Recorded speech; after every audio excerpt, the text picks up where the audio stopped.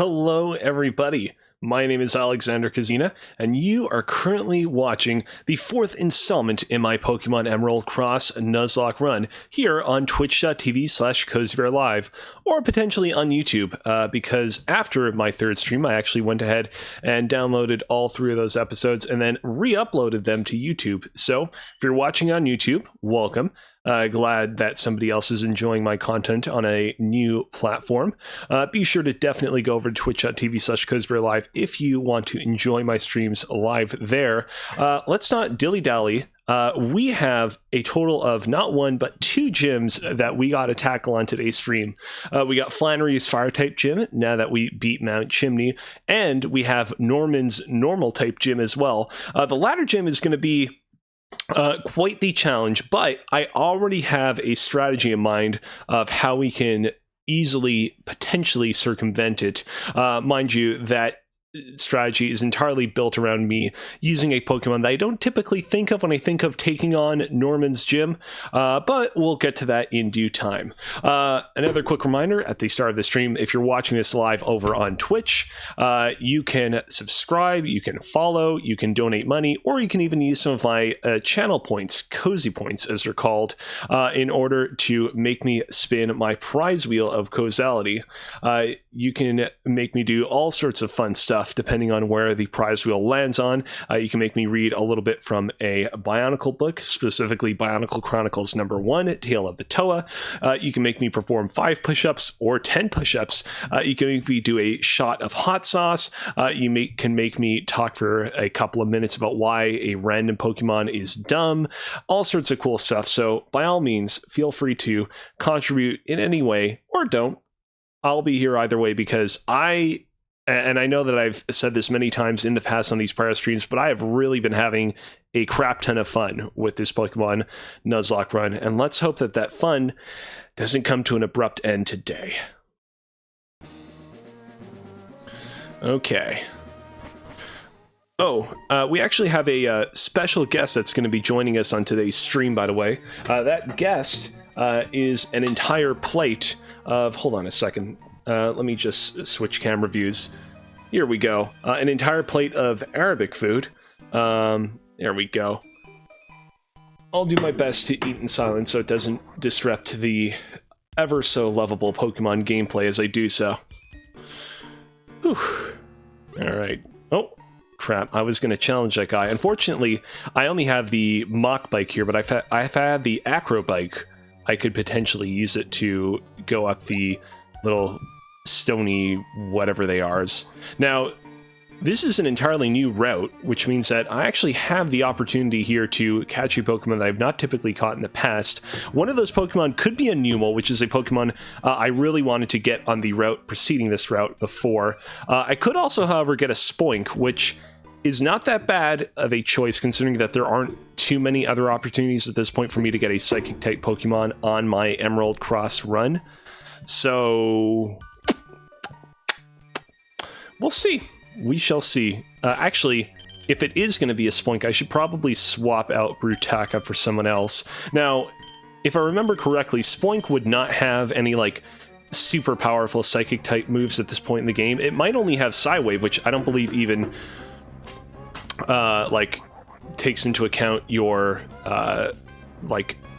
weaknesses or resistances when it uses it. Well, it doesn't matter anyways. I'm not getting a Spoink because I just encountered a Numel. It's actually a Numel at a very good level 21. That's like not far behind, I should say, where the rest of my team is at this moment. So let me just spread a little bit of garlic sauce in this little pita bread here. I'm gonna go ahead and I'm gonna use Wing Attack for this. Actually, I made a pretty good decision sending Liwa out to fight this guy because his ground-type moves, such as Magnitude, don't really affect him all that much because he's a flying-type Pokemon. And as we just saw, his Fire-type Ember doesn't really affect me all that much either, as I am part Water-type. Let's see here. I guess I can... I mean, there's always the possibility of me accidentally knocking him out with a critical hit. That would have really hurt if somebody else had been out. You know what? I think... You know what? Let's go ahead and let's confuse him. Even if he hurts himself in confusion immediately afterwards, he probably can't kill himself, so... Oh, shit. Are you fucking kidding? How did that miss 3 times in a row? I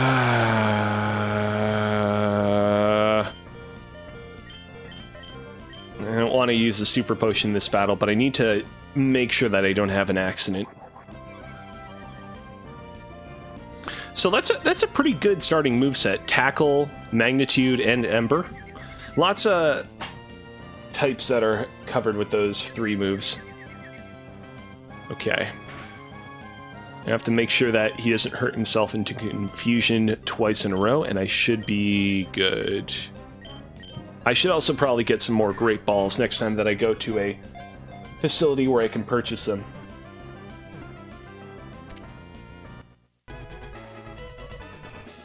Yay! I got a Numel. Congrats to me, guys. Who could have ever seen that coming? Numel's data was added to the Pokédex. A Numel stores boiling magma in its hump on its back. Give me a quick second. I just realized that the little taskbar at the bottom on my screen is still visible. And give it a second. There we go. I should probably have some sort of graphic set up behind where it is that I display my stream, because it looks really kind of awkward when my Pokemon stream kind of fades out and there's nothing behind it.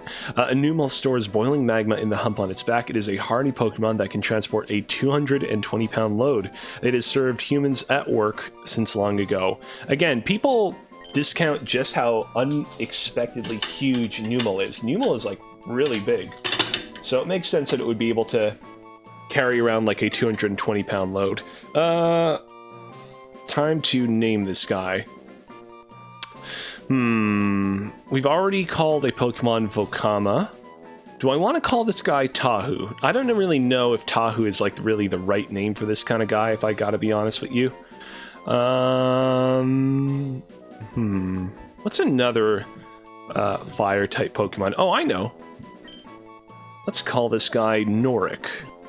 That's another fire type Toa. Not as much of a hothead as Tahu. He's not also really all that much of a Numel either, but we'll go with it. Also, Norik is a guy, unlike Numel here. Actually, you know what? It might be better for now if I actually were to just head downstairs and get to Lavaridge Village without fighting anyone else, so I'm going to focus on doing that. Because across the board, our team is not exactly in great condition. A lot of Pokemon that are still hurting an awful lot. So, yeah, give me a second. Good Arabic food. It seems like we have a mandatory trainer who we're going to have to fight at the bottom, so... Well, so much for that. But it is just one, and after that, I don't think we'll have to fight him again.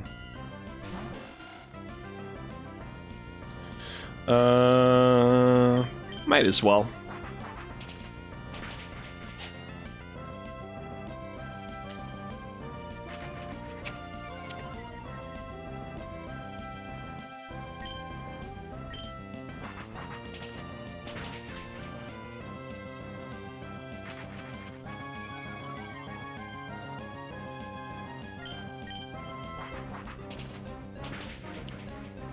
Goodbye, Machop.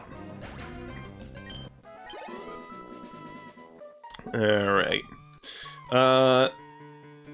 So, Liwa probably should be able to take this guy on. I guess, if it's a bad matchup, I can always just heal someone else on the fly. Alright.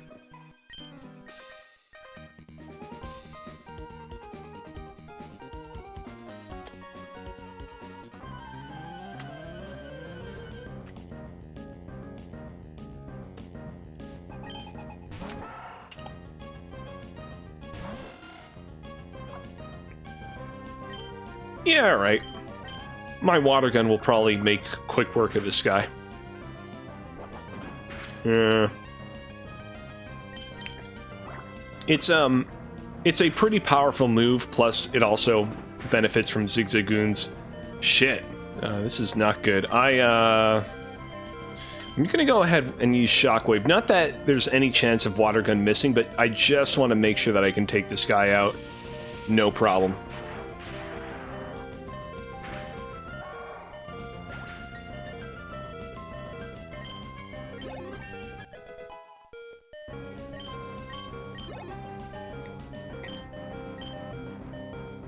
Okay, here we go.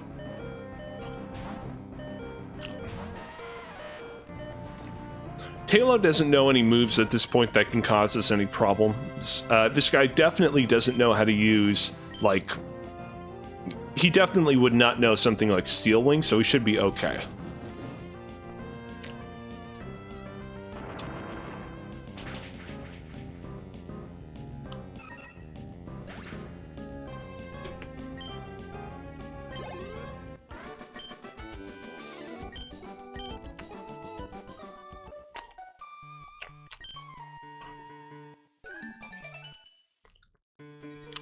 I feel like in my prior experience playing Pokemon Emerald, I very rarely refought this guy before. That guy, I believe, is a trainer as well. Or maybe not. Either way, I'm going to avoid talking to him. Alright.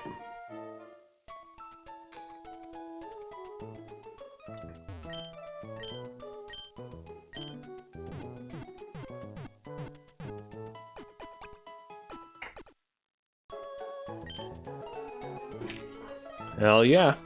Alright. Time to talk to NPCs so we can get any items that I would otherwise miss.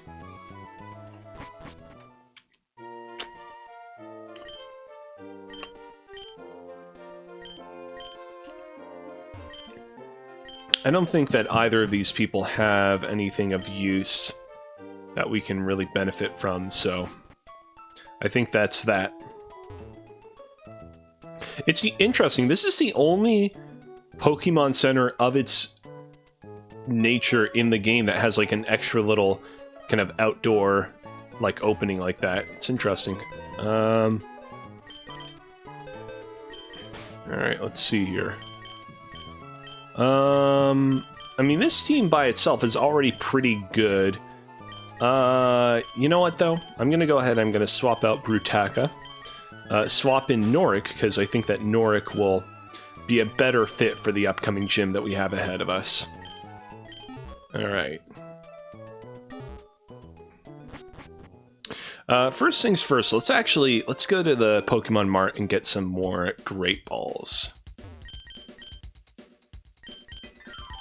Well, you can only get Great Balls here. That's actually kind of odd. I don't know, I was expecting that you'd... I mean, there's always the opportunity that the Pokemon I'm trying to capture could break free, so... I guess I should get more than one, but...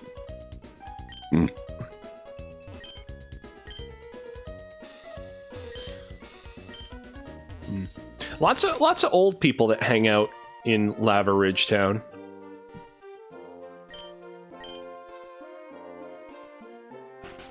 I don't remember at all who lives in these houses.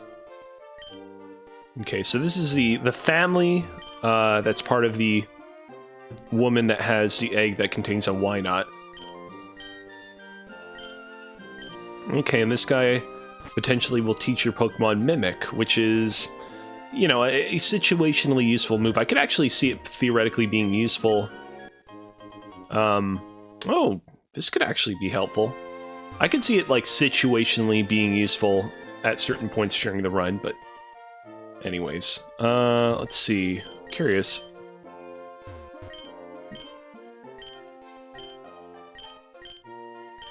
So, yeah, okay. So it seems like I have to make room in my party if I want to get the egg. I think, like, both Wynot and Wobbuffet, they're not exactly amazing Pokemon for, like, a Nuzlocke run. They're very kind of situationally useful. You know what? I'm going to take care of Flannery first, and then I will get my hands on him. Also, this guy has an item that I don't really need, so I'm going to put him there. Let's see. I've not really checked out Norik the Numel. Let's see here. Relaxed nature, which means more defense and less speed. Well, neither Numel nor Camerupt have great speed to begin with, so that's actually pretty good. All right.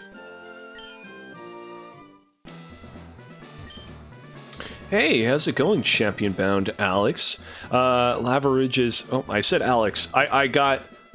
My brain wires briefly got mixed up because I'm called Alex in my copy of Pokemon Emerald that I have here at home. In this version, I'm called Cozy. Lavaridge's gym leader Flannery uses fire-type Pokemon. Her passion for Pokemon burns stronger and hotter than a volcano. Don't get too close to her. You'll burn. Hose her down with water and then go for it. Alright. Well, I forgot that people are hiding out in those holes. It's been so long since I took on this gym.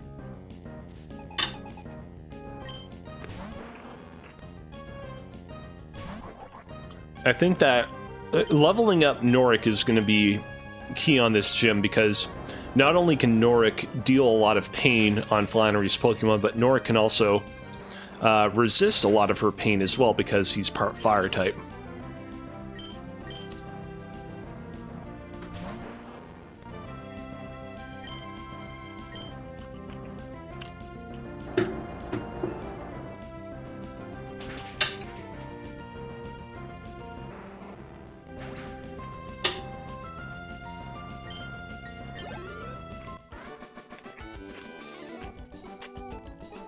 That is a crunchy bit of coleslaw.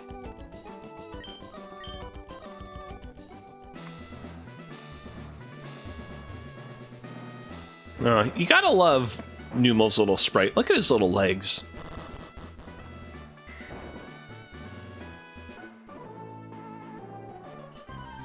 Yeah, at this point, I need to just sort of focus on taking out any trainers that I come across.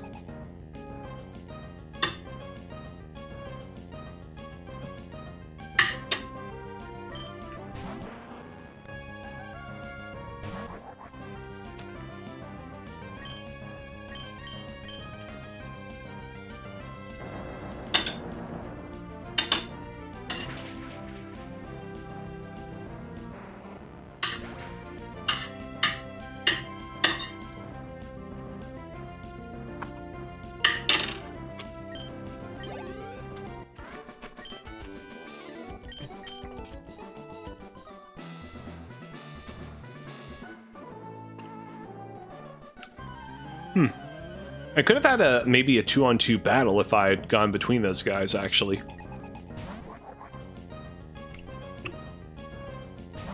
I gotta be honest, with a few levels, I could probably take on the entire gym with just this guy. Was that me or was that them? Oh no. Ah, fuck! Fucking shit. Well, serves me right. Serves me the fuck right. Now look, I still have a lot of Pokemon that I can use to take on Flannery, but fuck, I really wanted a Camerupt.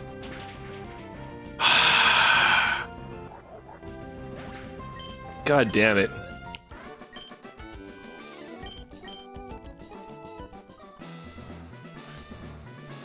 Alright.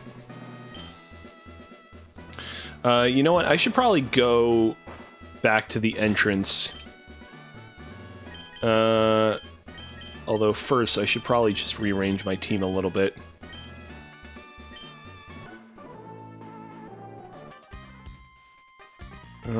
Two on two, huh?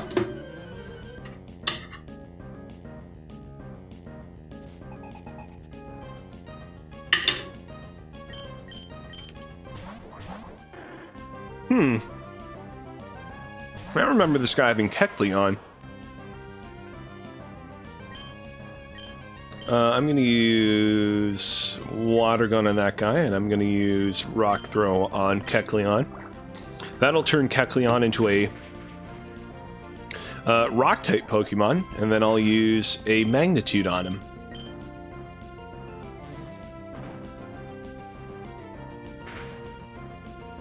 Kecleon is one of those Pokemon that I can actually get a bunch of later on in the game, because he's one of those Pokemon that you can like encounter out in the wild.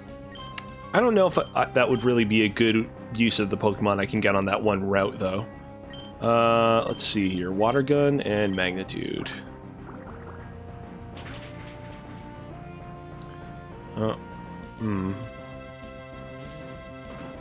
Shit.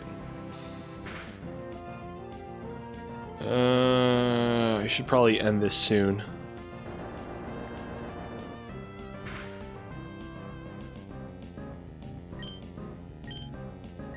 You know what? Just to make sure there isn't an accident, I'm actually going to swap this guy out. I should probably swap in... Nokama will probably be okay. Nokama has a lot of special defense, so...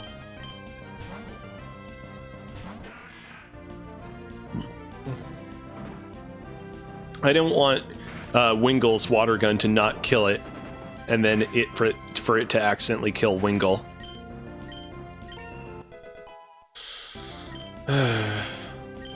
Man, I'm still so bummed about Numel. That sucks. I want to get back to the entrance because I want to put Machop in my party again. Just so that I can have him around, because eventually Machop is going to come in very useful when we get to the normal type gym. And so the faster that I can level him up and turn him into a Machoke, the better.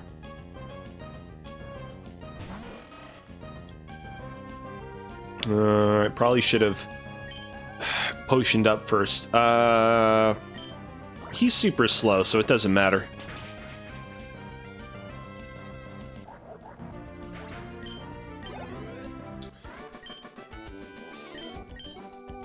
Damn it. Now that I'm, like, actually stuck in this gym, I don't know how to get out easily.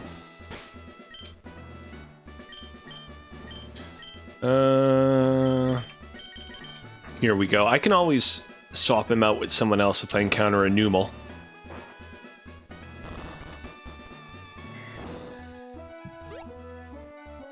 There we go. I just have to retrace my steps, I think? Or maybe not. Oh, here we go. Perfect.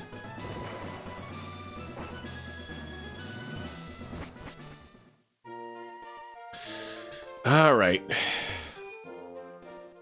And thus we begin our sad little trot back to the Pokemon Center.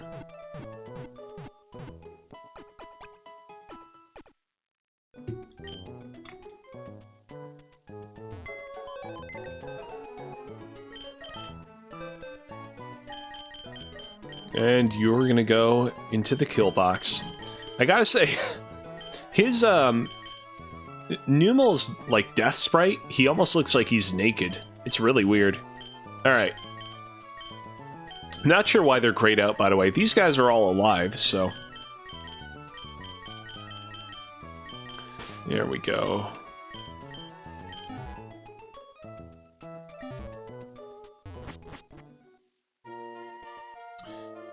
Alright.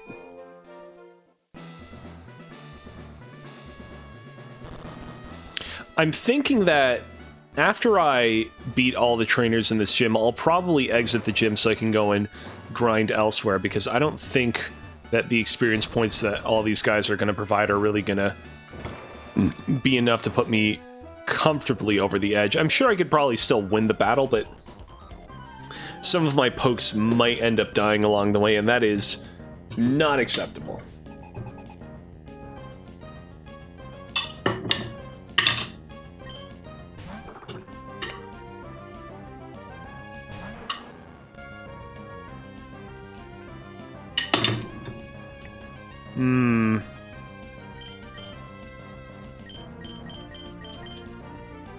Anytime that we battle a Meditite, we're tempting fate, because it has high jump kick, which is a...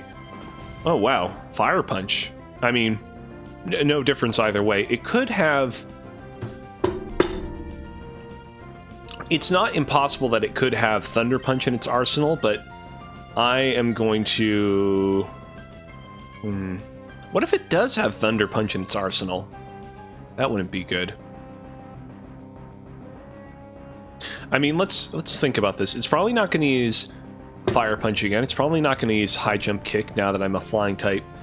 On the off chance that it does have Thunder Punch, I'm actually going to swap out for Galley. play it extra safe.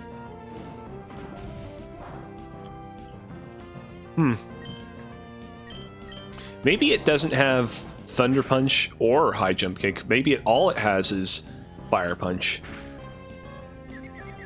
God damn it. Come on. Come.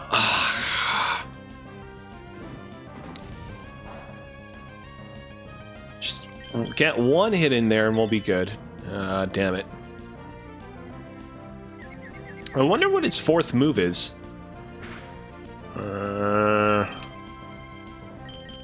You know what? If it seemingly does not have Thunder Punch, I think I'm just going to swap back out to Liwa. Alright.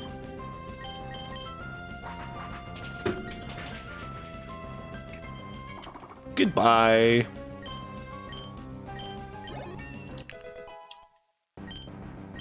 Yeah, there we go. One more level and Liwa will evolve into a Pelipper, which is, you know, not exactly the greatest Pokemon of all time. I know it's seen like a lot of competitive play in the recent Pokemon games, but in the context of this run, definitely is a step up. Definitely is not a bad evolution over what we already have, quite literally.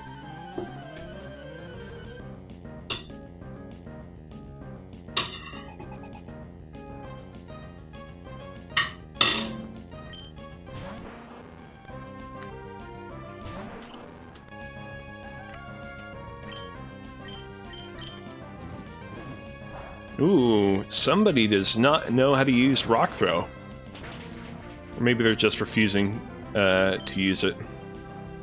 On the off chance that it does have Rock Throw, I should probably swap out for somebody else, like Pohatu.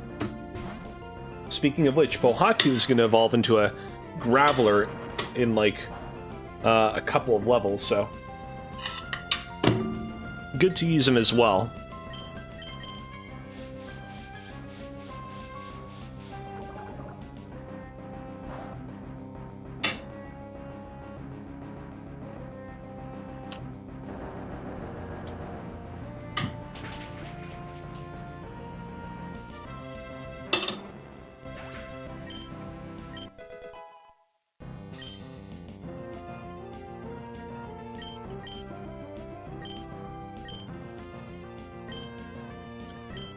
We don't need Harden. We're good without it. If it was like Iron Defense, I might consider it, but Harden is... It's not enough of a strong prospect to really go for it. I keep making that mistake. Hold on. I've been, like, making my way through this gym for years because I often will re-challenge Flannery when you get the opportunity to do so, and I always forget how this gym's puzzle works.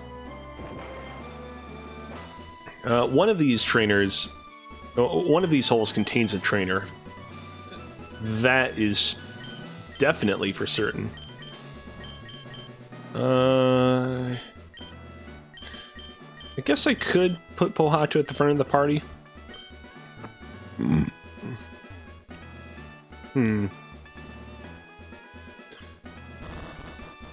Actually, I don't think that there are any more trainers left. I think this might actually be it. Alright, well, in that case, let's go outside of the gym. Let's heal up. And let's get all of our Pokemon a little bit stronger. We definitely need to evolve our Geodude into a Graveler. And we definitely need to evolve our Wingull into a Pelipper.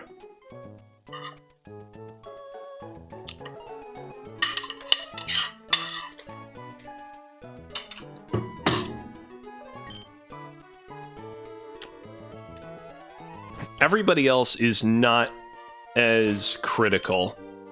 But it wouldn't hurt to, like, level up Nokama to level 24, for example. Or Vakama to, like, level 24. Alright. Actually, you know what? Let's go and let's head back to... Let's head back to Mauville City. We'll get the Acro Bike. And we'll use that to kind of more successfully explore Jagged Pass. And along the way, we'll fight any Pokemon that we encounter. just to make it worth our while.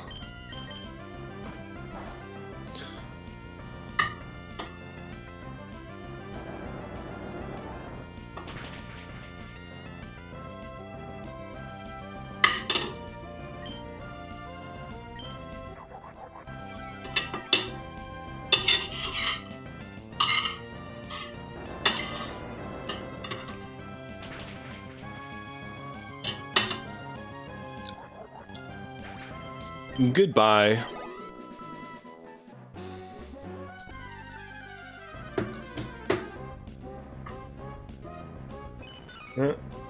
I think we'll have to swap out to Liwa for this one.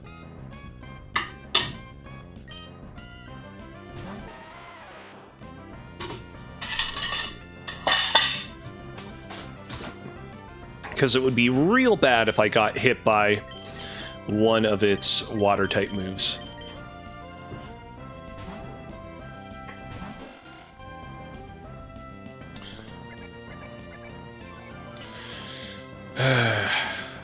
Oh, right, here we go.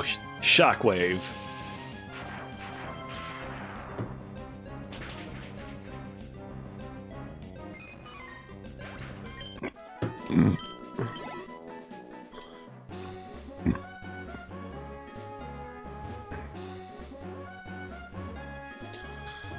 Hard to believe there was once a time where this entire route was filled with trainers that we had not fought before.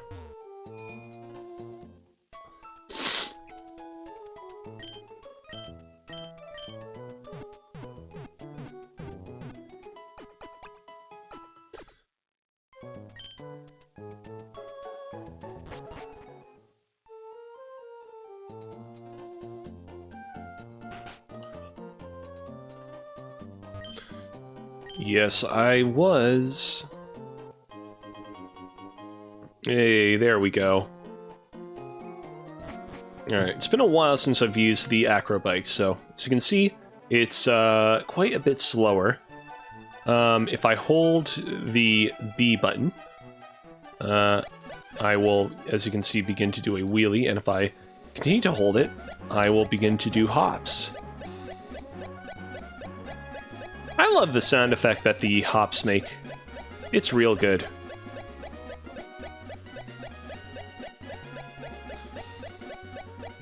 And unfortunately, there are no routes yet in the game where we can test this on, but if I was, say, kind of facing a little stone thingamabob that was sort of like one tile adjacent to me, one tile above me, I could hop over there in that direction as well, even if I was locked parallel to it. It's a little confusing to explain. It'll make more sense when I have an example to show you guys later on. Alright. Yeah, we'll continue with Pohatu in the front of the party. Now, if I recall correctly, at this point in the game, there should be a lot of trainers available to battle on the top of the mountain, unless that's only after the gym leader has been defeated. Well, let's find out.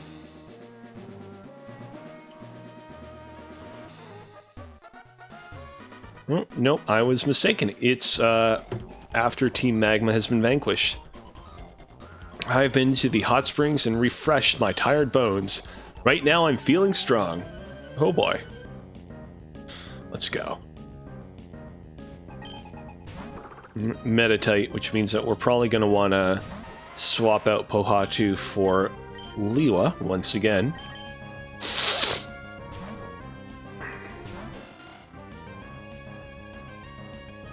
Hopefully this Meditite won't have Thunder Punch. I think that other Meditite having Fire Punch was like a one-off thing. I don't think we need to focus.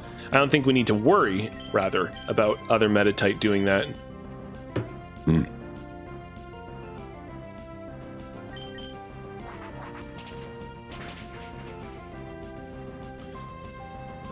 He has Confusion. Does he have High Jump Kick, however? That's the main thing to worry about.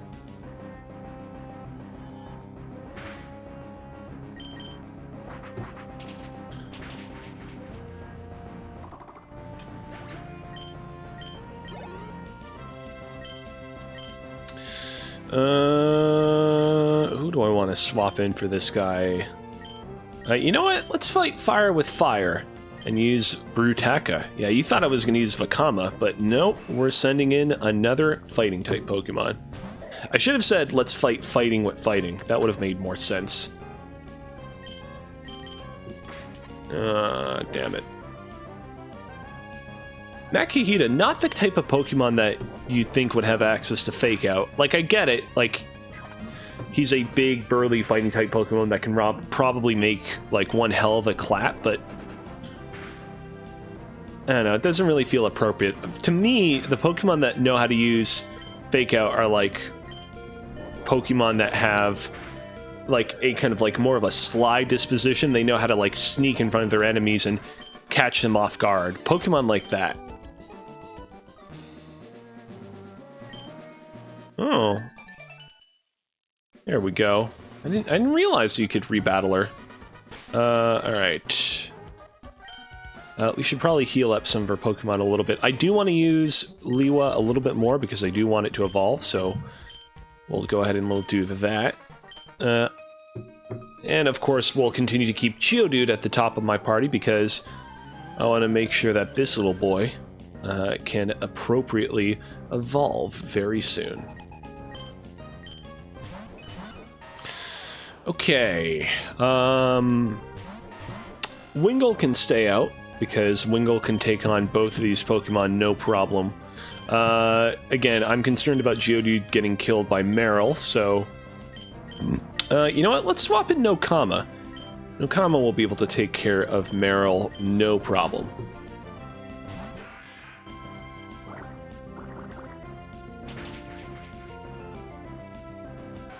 Goodbye. Ooh, that is way worse than I thought it could potentially be. I thought that Marill was going to just use Water Gun, which is like a 40 base power move, but it straight up used Bubble Beam, which is like a 65 base power move. Like, Water Gun probably would have already killed Geodude if he was still out, but Bubble Beam would have absolutely killed it.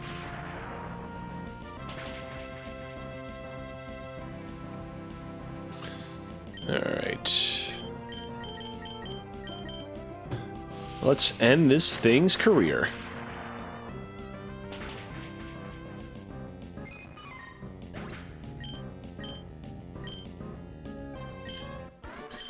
All right. Goodbye.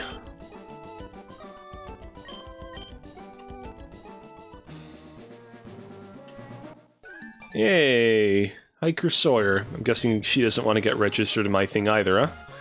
She was quite distraught by the way that I just manhandled Marill. Oh, hold on a second. Yeah, we're good. How much more XP does this guy need? Okay, so we're gonna need a little bit more for Liwa. She could actually have a Marill of her own, so we might have to swap this guy out real quick. Or a Numel. Alright. Well, I'm still gonna swap him out, however, because as we learned the hard way, Numel has access to Magnitude.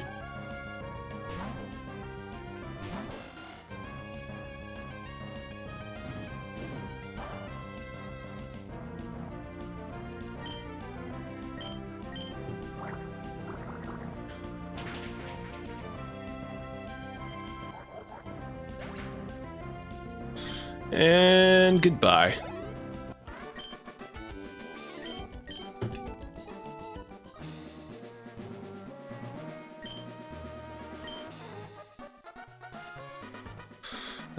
I feel like every single time I fight one of these trainers with Pohatu, I have to switch him out, so I'm gonna just keep Liwa at the front of the pack for the time being. There we go.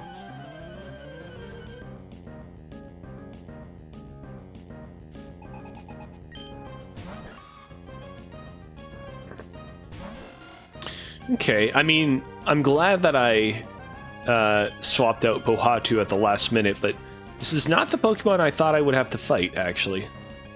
I can still handle him. The only problem is that in this gen, all flying-type moves are physically based, and the Liwa that we have, the Wingull that we have, to be more specific, is not a Pokemon that is very proficient when it comes to attacking moves. Really? Well, we can always cure its poisoning, but that was inconvenient.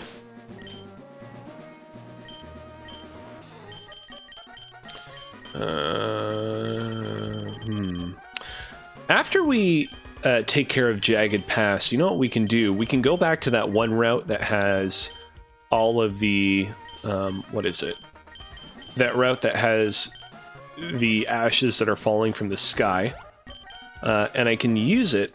I can collect enough of those ashes as I battle wild Pokemon so that I can eventually get the flute that will cure confusion. There's also there's a third flute that you can get from that guy that's useful in battle that will cure infatuation. That's when your Pokemon falls in love with your opponent, but like it's a pretty rare status condition, even in like a lot of the bigger battles in this game where trainers will really try to gird your loins with all sorts of annoying strategies. So I don't really know that it's absolutely necessary, but we should definitely get our hands on the Confusion Flute. We had a moment just earlier on in this stream where Marshtomp got confused, and if I had been able to cure his confusion right then and there, that would have been very useful. So we'll definitely want to get it. And then if I need to grind a little bit more while I prepare for the fight with Norman, I guess I could also do a little bit there. I could spend some time in that route grinding out the infatuation flute there.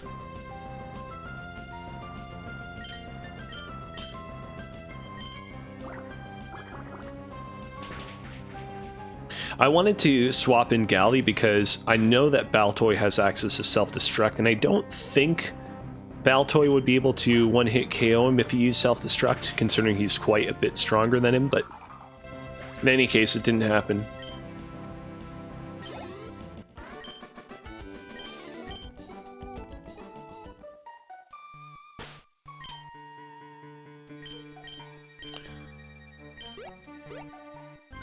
Oh, if I remember correctly, I can actually farm ash from the grass in this route as well. That's pretty cool. Eventually, at a certain point, as you saw earlier, the grass that contains ashes will eventually kind of be phased out. But during this upper part of the route, we can definitely collect it there. All right, and with that, Liwa is ready to evolve. This is exciting. Do-do-do-do.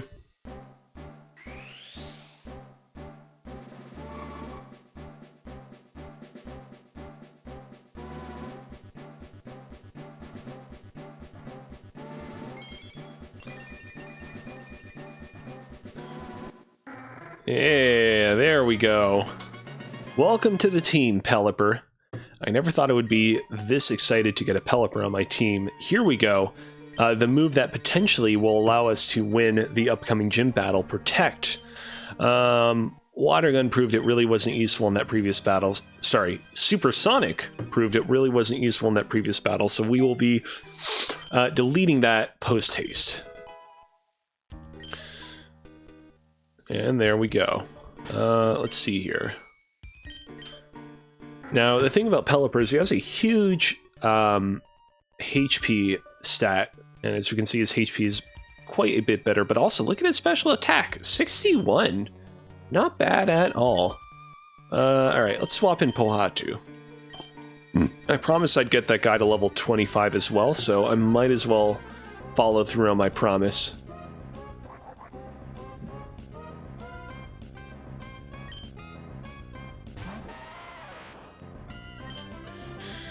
I know that I previously got burned fighting a Numel. Actually, you know what? Let's not get burned a second time. I'm going to swap in Galley for this one, because we should probably make sure that Galley is quite a bit leveled up too. I don't think that I'll be able to get this guy to level 36 in time for Norman's gym. I think that might be a little bit overly ambitious. But if I could get him to like level like 32, that would be good. All right. Here we go. Let's make use of our acro bike. And there we go.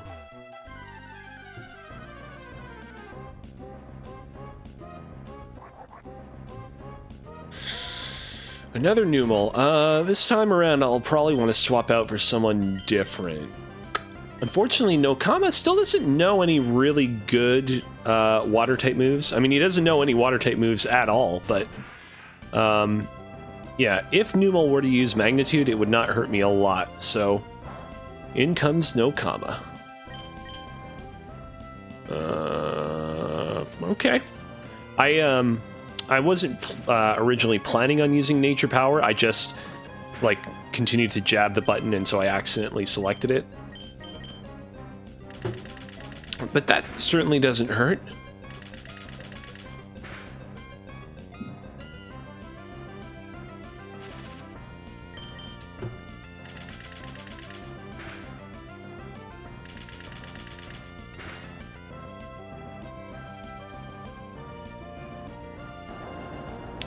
Jesus, this Numel is really, really trying to do its best to take out Nokama, but it can't handle it. If it gets like a level 10 magnitude and a critical hit, it could probably take me out at this amount of HP, but even there, I feel like it would probably have to get lucky. But yeah, I really need to... Lombre is not a bad Pokemon. It's a pretty decent Pokemon for a Pokemon that you can get this early in the run, but like... Yeah, it just... Oh no!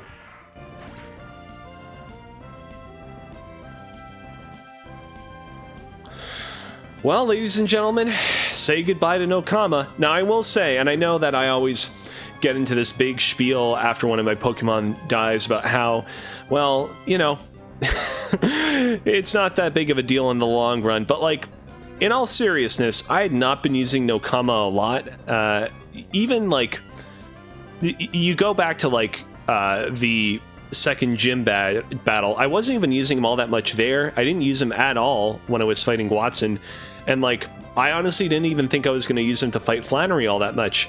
Lotad and Lombre, they're not bad Pokemon. Their typing is pretty decent. They learn some good moves, but at this point in the game, like, your opportunities to teach them said good moves are super duper limited. And so, I mean, look, he could have been really great in the long run, especially if we had been able to evolve him into a Ludicolo, but like, those opportunities... The walls were closing in on this Lombre. That's how I'll put it. The walls were closing in on him, and while I'm sad to see him go because he's a Pokemon that we've had on our team for a while, like, ultimately at the end of the day, he was not a Pokemon that I was particularly satisfied with for a lot of this run. Every single time I would send him out, it would be like, well, I'm sending this guy out not because I love him, not because I know he can take care of business, but because I gotta send somebody out. And yeah, that just... I feel like in a way it was almost sort of inevitable, if that makes any sense. Really, like, when Wingull dies, if Wingull should die, that's when I'm going to be truly upset, because that's a Pokemon that I've been using a lot on this run, that I have invested a lot of time and effort into, and if he dies, I'm going to be pissed as hell. Ooh, Spoink is in trouble. Goodbye, Spoink.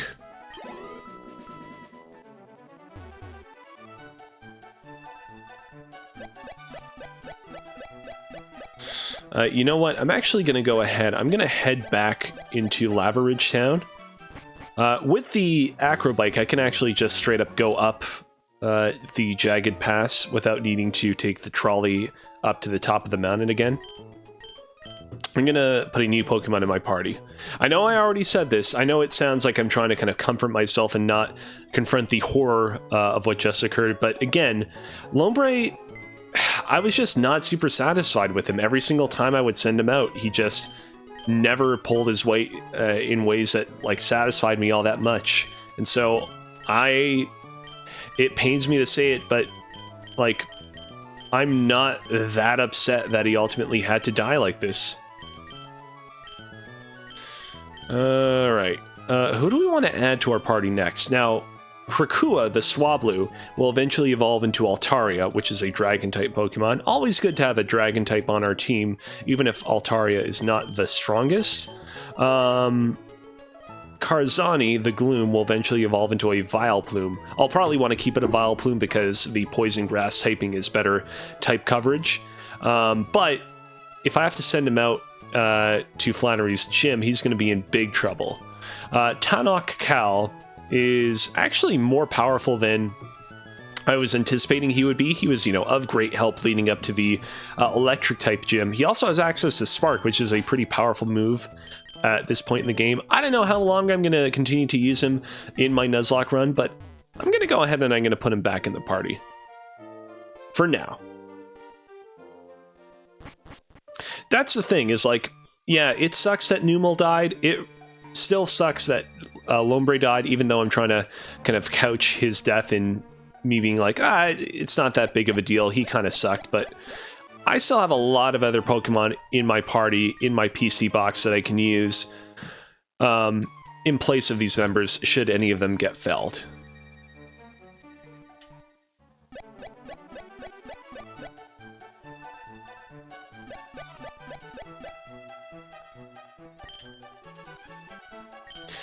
This guy, of course, is... Oh, shit. Okay. I was about to say, this guy is basically teasing the fact that eventually we will have to come back to this section of the game later on when we want to enter and take on the Magma hideout. I'd forgotten that you can actually fight him here, so I guess that's happening now. Wow, Poochyena does not have a great special attack stat, but the fact that Pohatuis has such a weak special defense stat resulted in Bite being pretty powerful in this particular occasion. And Poochyena is done.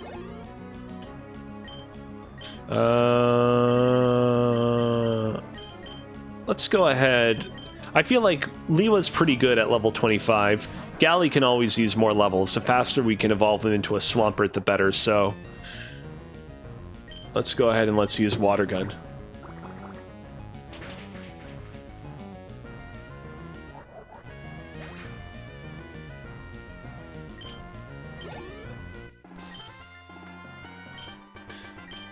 Oh, there we go. A reference to the hideout in question. I'm guessing he probably doesn't have that special emblem thing that allows him to enter the hideout, so all he can do for now is just wait by the entrance until somebody else opens it up for him. That's my assumption.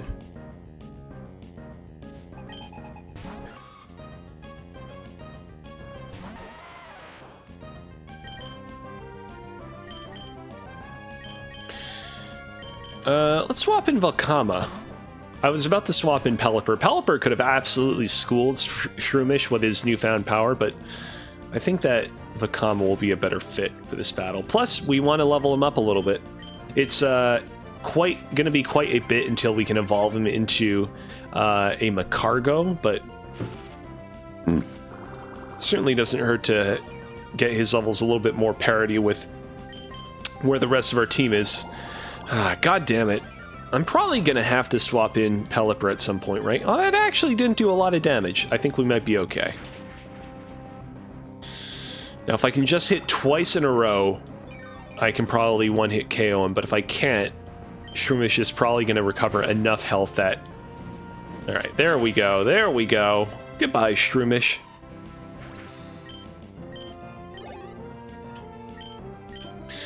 Lots of grass-type Pokemon.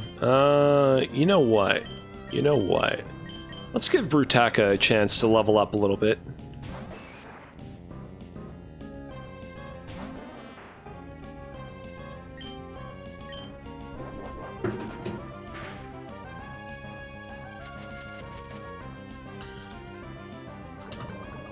Obviously, getting poisoned sucks, but it's...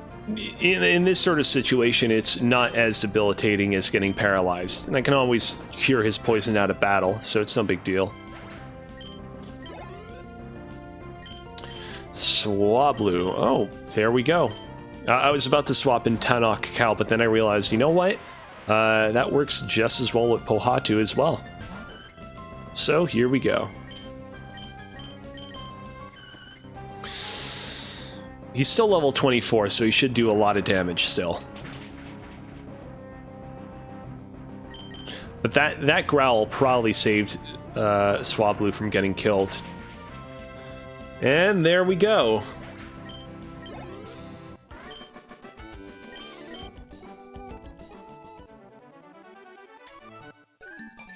Don't know if I'll ever be back in this area, but yeah, I'll take you up on your offer. Pecha berry time. I should get some antidotes, actually. Okay.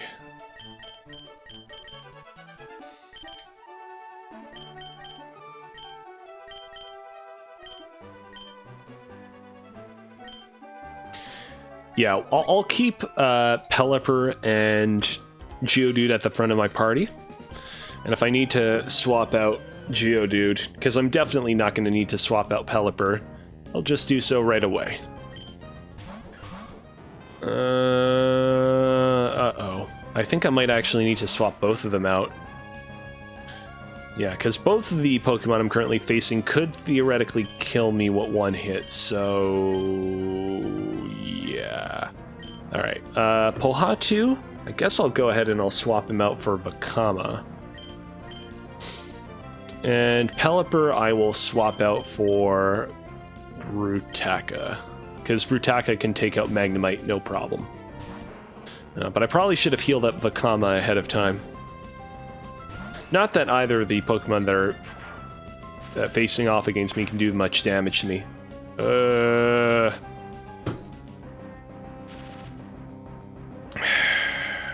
Okay. Here's what I'm going to do. I'm going to go ahead and I'm going to use Ember. I'm going to use him on Magnemite because Magnemite is definitely the more powerful of the two Pokemon I'm facing. And I'm going to...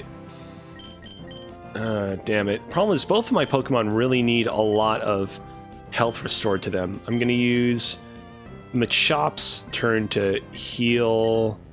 I'm going to use Machops' turn to heal Machop. There we go. Oh no! Oh, this is not good. I think I'm gonna have to swap out both Pokemon. Come on, Vakama. Make it work! There we go. There we go.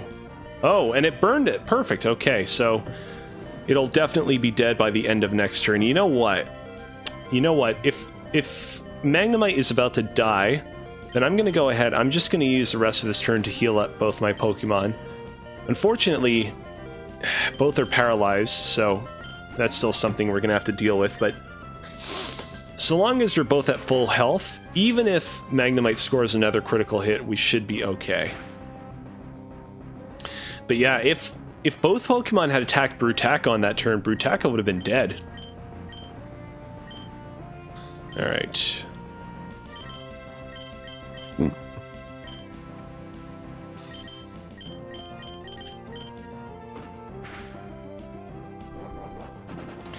Goodbye, Shroomish. Whew.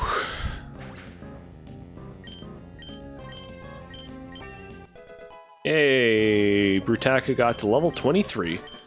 5 more levels and he will be a Machoke. Unfortunately, neither of these trainers want to battle me again, which is too bad, because I'd like to beat him again for nearly scaring me half to death during that previous battle. I want to just see, is there anything else around here that I have not yet explored that I should probably explore? No, I think that's it. There are probably some items around here that I missed, but nothing that's immediately obvious. Alright. First order of business. Go to the Pokemon Center, heal up my Pokemon, talk to the hiker over there, buy all the ledges. Next order of business, use the Fiery Pass to get to the north side of the mountain. Use the grass that is just filled to the brim with volcanic ash, to eventually collect enough ash to get the flute that cures confusion, while I sufficiently level up my Pokemon team. And then number 3, go fight Flannery, get my 4th gym badge.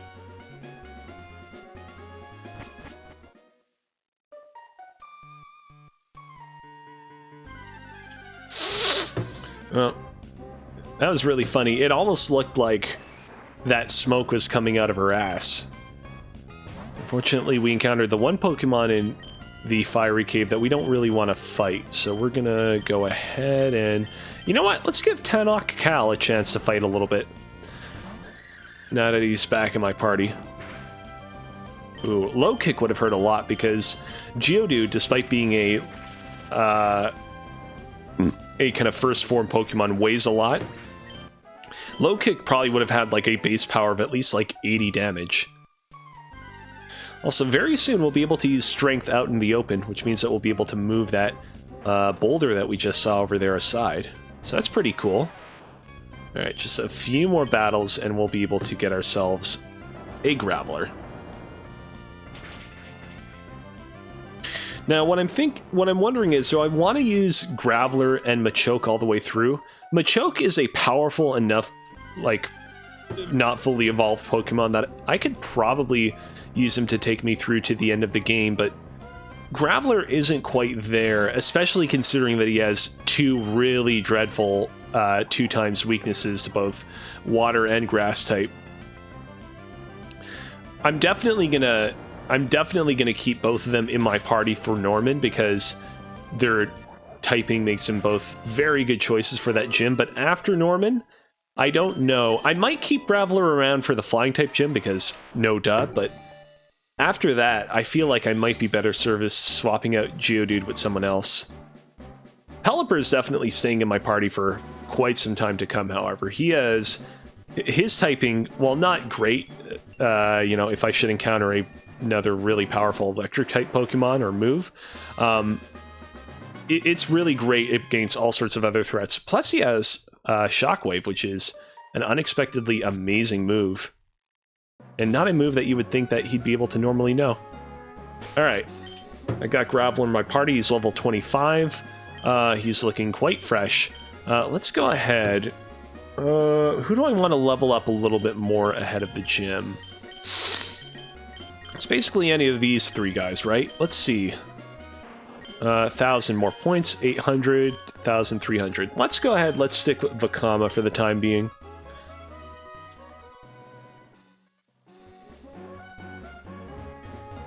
There's my secret base. No clue if we'll ever use it again. I'm just going to go ahead, I'm just going to go straight to the flute guy to see how much more patches of grass we need to walk through. And we will gauge what the rest of our grinding session looks like accordingly. While that's happening, I'm going to quickly look up in Bulbapedia, see what kind of moves we can learn within the next few levels for our 3 Pokemon here.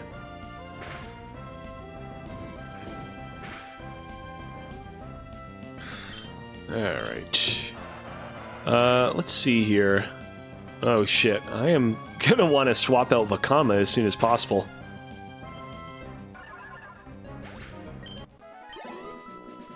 It seems like Vakama's next move is Amnesia at level 29, so... yeah. And we're definitely not getting him to level 29, so I don't think we need to worry on leveling him up too much. Let's look into Machop.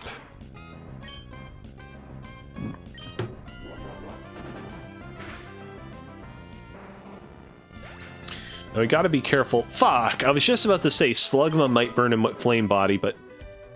I probably shouldn't have jinxed myself like that. I probably should not have even said that. Now, I am currently fighting a Spinda, which is a Pokemon that is pretty weak towards Brutaka's fighting-type moves, but... oh, wow, look at that. It's still a one-hit KO. That's nice. Let's see here. Oh! Well, this is interesting. It seems like at level 24... Oh, no, wait a minute. This is for Generation 8. Generation 3... Oh, even better. So, I was about to say, at level 28, Machop learns Vital Throw, but that apparently is only in Generation 8. He does learn Vital Throw by level up, but only at level 31 in Generation 3. However, at level 25, he learns Revenge, which is only 10 base power weaker than Vital Throw, and has the potential to be twice as powerful if he's the second Pokemon moving. So, I think we all know right here, right now, which move is the better move in this scenario.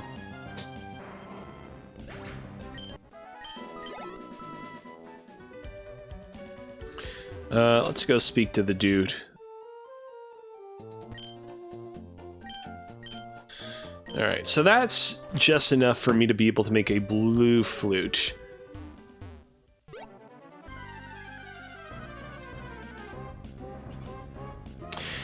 Learning Revenge, even if I don't end up moving after my opponents, will still be great because Revenge, of course, has a base power of 60 damage. Karate Chop has 50 damage.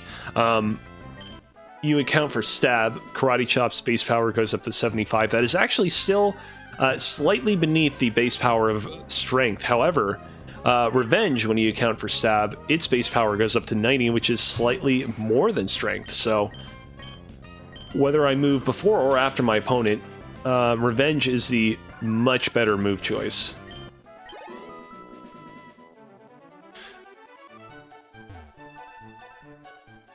I don't really need to level up Minum at this point in the game, but it probably... I guess it wouldn't hurt to, like, get him at least one more level stronger. I don't know.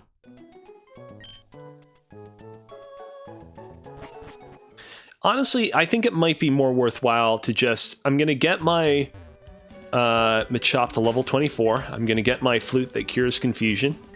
And then I'm going to go ahead and... I'm just going to go ahead and take on the gym right then and there. No reason to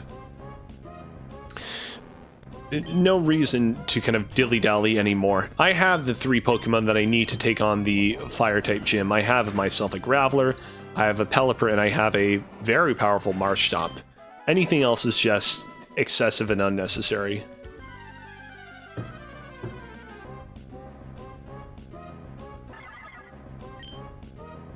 Now, something that's a little unfortunate is that Spin does actually give you special attack EVs, which is a stat that really is not particularly useful when you have a Machop on your hands. But, c'est la vie.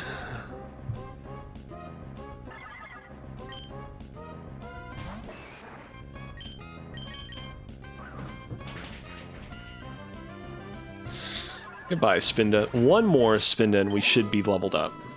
Yeah. There we go.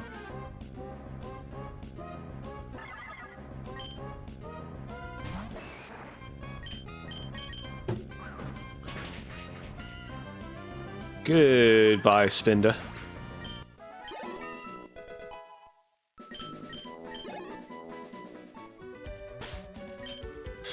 All right. Oh, wait a minute. Hold on a second. Oh, my mistake. I thought it was level 24. It's actually level 25, which is still okay because, I mean, hey, look at how fast grinding is going on this route. Plus, we still need to get that Confusion Flute, so I think we'll be just all right.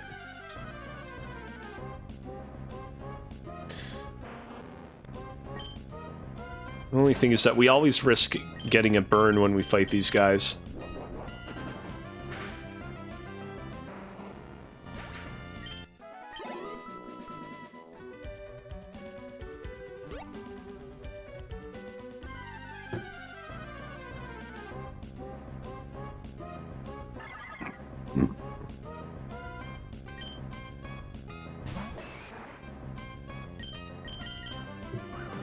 So, Machop has a base 80 special attack, which is really good for like a first form Pokemon, an unevolved Pokemon.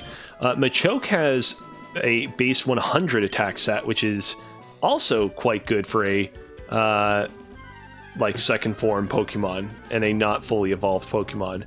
Machamp, this is just me going off of memory, has a base 130 attack stat, I want to say. Yes, he does, which is like a tremendous step up from Machoke. But I wonder, again, I wonder if at the end of the day that will make that big of a difference. Again, I'm not going to be able to evolve him into a Machamp in this version of Pokemon Emerald that I have on hand.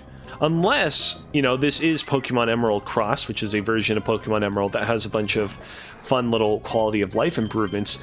They could at some point introduce that one item that they introduce in Pokemon Legends Arceus that allows you to evolve Pokemon that normally evolve by trading. I don't remember what it's called. But it's an item that allows you to evolve Pokemon that normally evolve by trading without needing to trade them. You just use the item on them and you're good to go. I think it's called like the Link something, but it looks like the old like Game Boy Advance Link cable.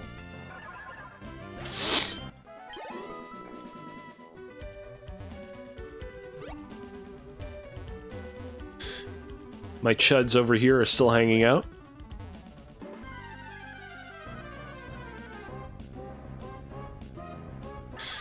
One of those chuds is the chud that killed my Zubat with his self-destruct. And I will forever, forever resent them for that. Zubat was very similar to Lombre in that, like, he wasn't exactly the greatest Pokemon in combat. You know, I had to teach him how to use, what was it, Steel Wing in order for him to be even moderately viable. And even with Steel Wing, you still had to really kind of grind out his opponents using him for him to actually take anyone out. But goddamn, I really love that Zubat, and he was so close to becoming a Golbat, which would have actually made him like genuinely really useful. And then from there, he probably wouldn't have taken much longer to evolve into a Crobat, which is like a very, very solid fully evolved Pokemon that you can get relatively early on in the game. Yeah, it sucks. It really sucks. But now, to be fair, I do have a Pelipper on my team, which is a Pokemon that shares a lot of weaknesses with Golbat and Crobat, and I don't think I would have used both of them. So either way, like, I was so close to having all of my grinding, all of the love and effort that I invested in Zubat pay off, and it sucks that that didn't come to fruition. All right, here we go. Revenge time. We will forget Karate Chop. Because the 3 other moves in my party I still want, and yeah, there's no real reason to keep Karate Chop around. All right.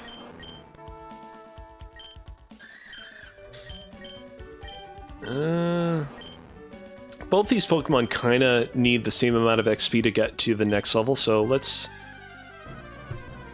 put Slugma in here. Oh, here we go. I switch in Slugma, and we get confronted with the one Pokemon that Slugma is actually really good at taking out on this route.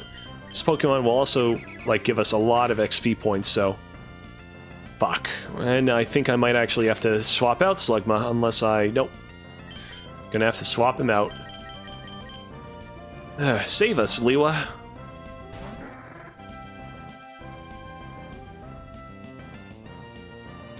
I mean, he's also, like, part flying type, so...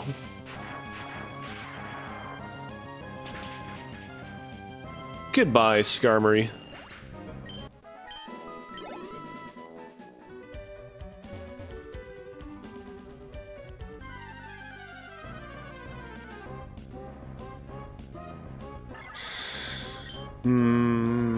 Spindam might be able to take me out even with this much HP, so I should probably swap in Tannock Cal.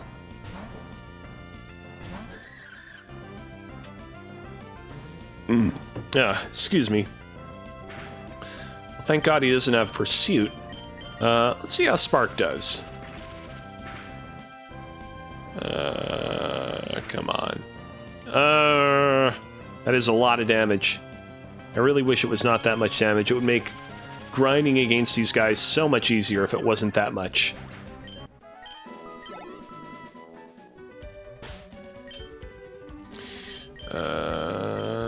Yeah, neither of these guys are really fit to be at the front of the party. I will briefly swap in Galley. Alright, let's see what this guy has to say now. Alright, let's see here. Well, we can make a blue flute, but we already have a blue flute. The pretty chair and the pretty desk, by the way, I believe that these two things are just for your secret base. The white flute and the black flute are for making Pokemon more or less likely to appear. Could be situationally useful, but not really are necessary. The red flute is for curing infatuation, and the yellow flute is for confusion. 205. Alright, so a little bit more grinding, and we should be okay.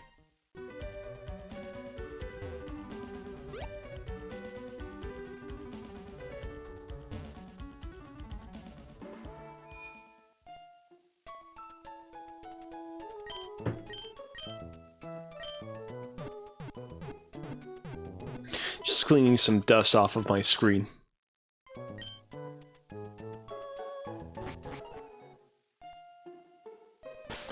Alright. We still got to keep Vakama at the top of the party because of the two Pokemon, Vakama is going to be more useful against Flannery than Tannock Cow will be. Flannery has some Pokemon that outright completely resist Tannock's electricity moves. What is happening that I'm encountering so many Skarmories? This is great.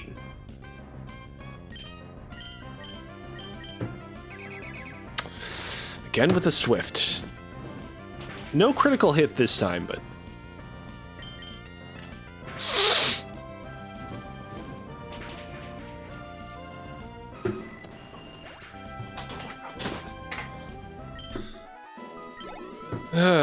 and there we go.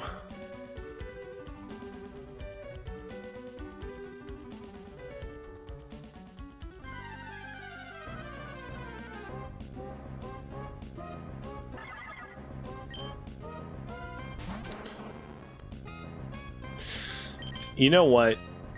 I'm probably gonna put him close to Death's Door if I still keep him out, so I'm gonna go ahead and I'm gonna swap in Brutaka.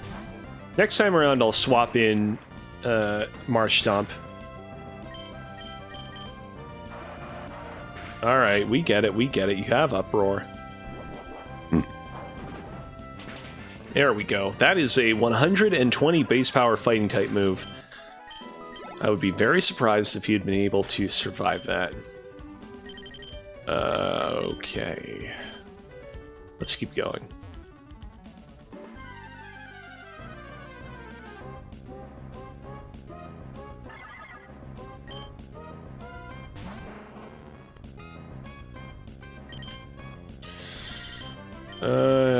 Let's get Galley in here. Galley, we should at least be able to get him to level 28 before the gym battle. That'll make for a nice little level lead over whatever it is that Flannery will throw at us.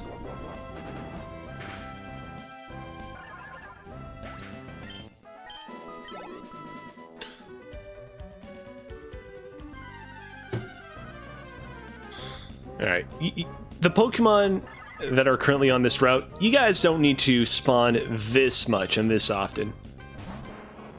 It's really quite okay.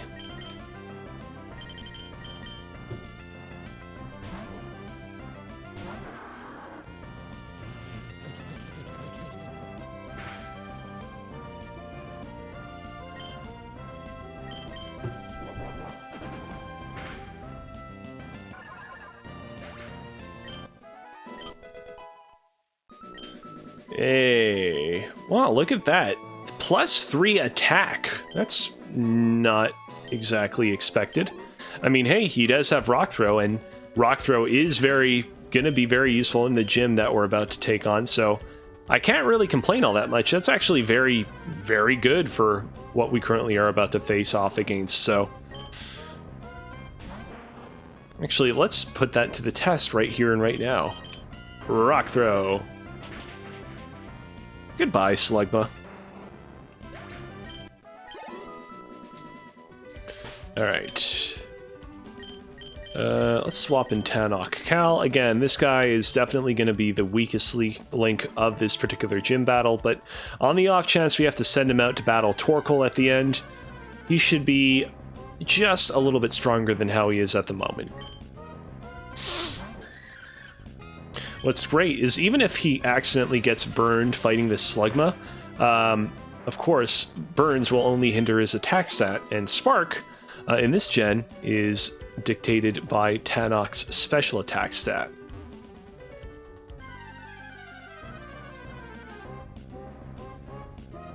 Now, this is actually a really good route for leveling up an electric type Pokemon. So many Skarmories. Also, I'm a little bit surprised. I was under the impression that there were Sandshrews on this route, but I've not encountered a single Sandshrew since grinding on this route ever. I'm guessing they don't appear in Emerald, or maybe I just got that entirely mistaken. They definitely appear in the desert that's a little bit south of here, but I guess not here.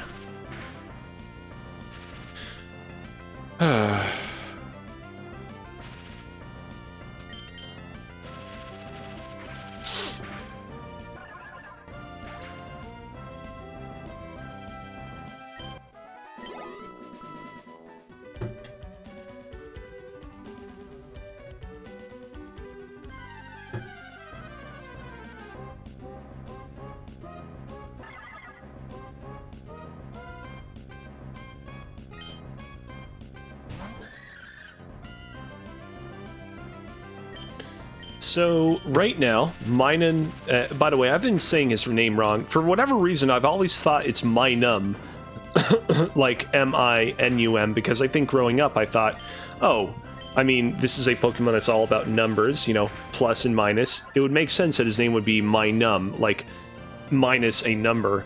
But no, it's Minun, as in M-I-N-U-N, which is way harder to say, I gotta say. He's at level 22 right now. Oh, he's about to learn a new move. Encore. Now, Encore, a move that's actually a little bit more useful in double battles, but I can see it actually being useful in single battles. So you know what? I'm gonna go ahead and I'm gonna delete Helping Hand. Helping Hand, a move that, like, can be useful in double battles, especially against, say, like the 7th gym leaders in the game, but not really useful in single battle scenarios. Let's see here. Minun's next move is Charm at level 28, which is also, like, potentially pretty helpful, but it's also level 28, and I don't know that we want to get him to level 28. Let's go ahead. I'm gonna kill this Spinda with Spark, and then I'm gonna check in on the Flute guy, see how much more we need to go.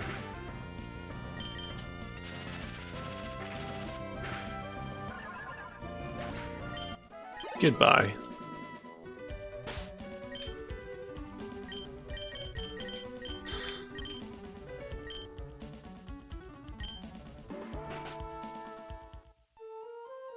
In terms of Pokemon that I think I'm going to take with me to the end of the game, I'm undecided yet on whether or not Magcargo is going to be one of those Pokemon. Magcargo, like, I love Magcargo, but I have to acknowledge that it's not the strongest Pokemon ever in terms of both offense and defense. And he has two pretty crippling weaknesses to both water and fighting type, and, sorry, well, he does have a weakness to fighting type moves, but he has chiefly a weakness to both water and ground type moves. Both pretty debilitating, both moves that plenty of Pokemon in the final few gyms in Elite Four will have access to, so yeah, I don't know. We'll see. Maybe he'll prove his worth along the way. But either way, it's going to be pretty precarious. We have a team full of Pokemon that have, like, 2-type weaknesses to a bunch of moves, and it sucks. But maybe that'll change going forward. Maybe we'll get some more Pokemon that are a little bit more even keel.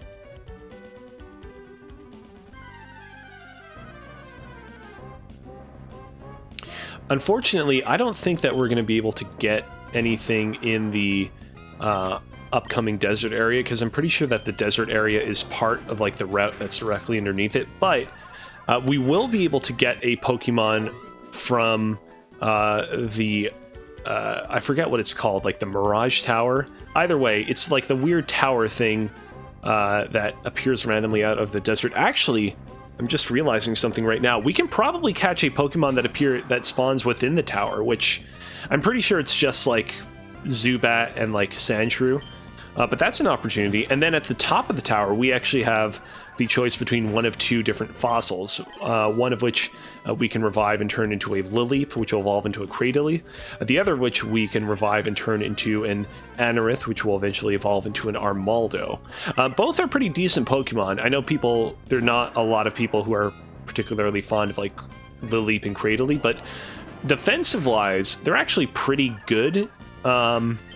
Armaldo, however, while not as great in terms of its defenses, does have pretty considerable offensive strength. I think he has like a base attack stat of like 130, so I think he's the one to go with. Plus, his typing, Grass and Rock, is those are two types that I probably won't have at the end of the game if I abandon both Graveler and what's his name, Slugma, aka Macargo. So I think he'll help round out my team pretty well.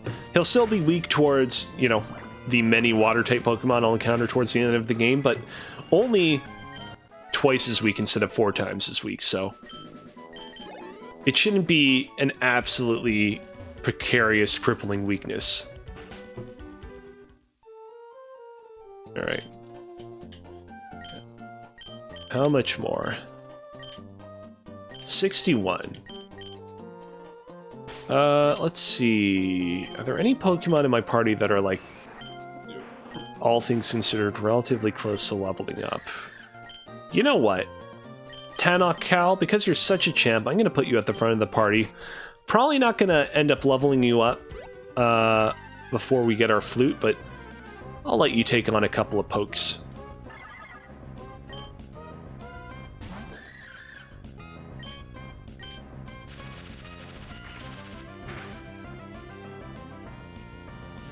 I just realized something, actually. After we get our hands on Anorith, we can actually revive him right away, because in this game we have access to the people that revive your Pokemon from fossils, like, almost immediately, because they're at the Devon Corporation. And assuming that we're able to kind of level him up sufficiently, we can probably use him almost immediately to take on the normal-type gym. And he's actually a pretty good Pokemon to use in that gym, because he's part rock type. This is all working out.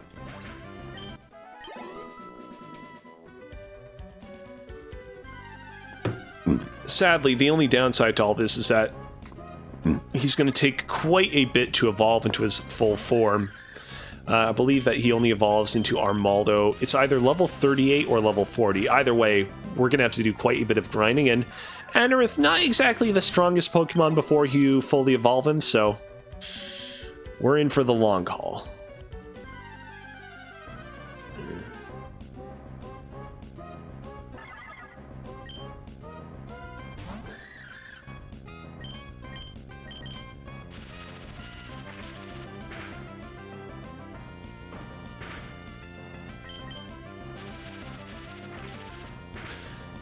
Goodbye, Spinda.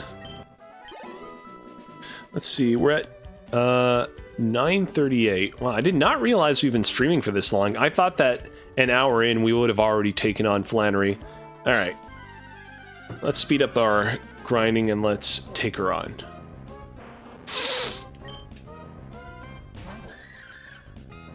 This is actually a really good route for Minun to grind on, because unlike Machop, who does not benefit from special attack EVs, Tannock Cal really does benefit from special attack EVs.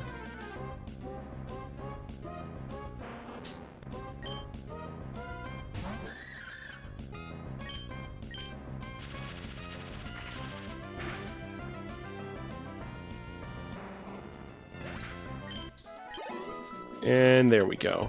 All right. That should probably be enough for the glass flute.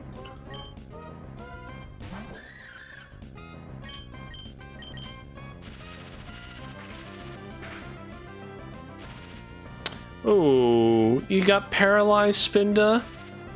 I feel so bad for you. So bad. And there we go.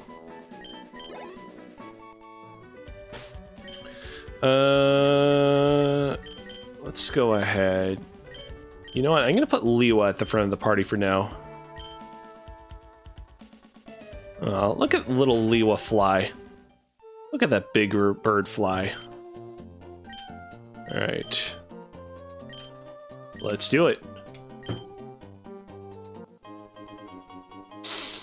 Alright, and with that, let's head back to Lavaridge.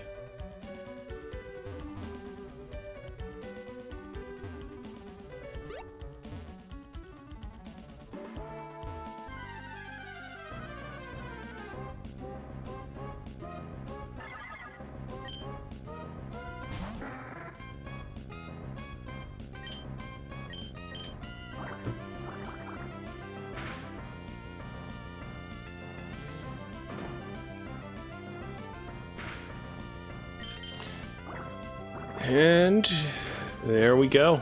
Goodbye, Spinda.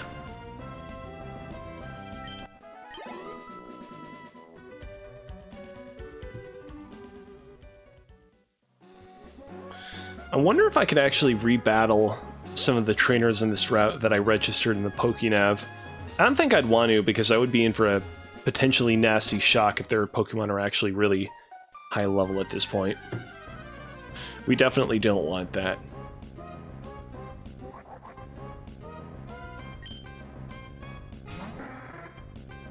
At this rate, I'll probably end up leveling up Liwa to level 26, which actually will be very useful for Flannery's gym.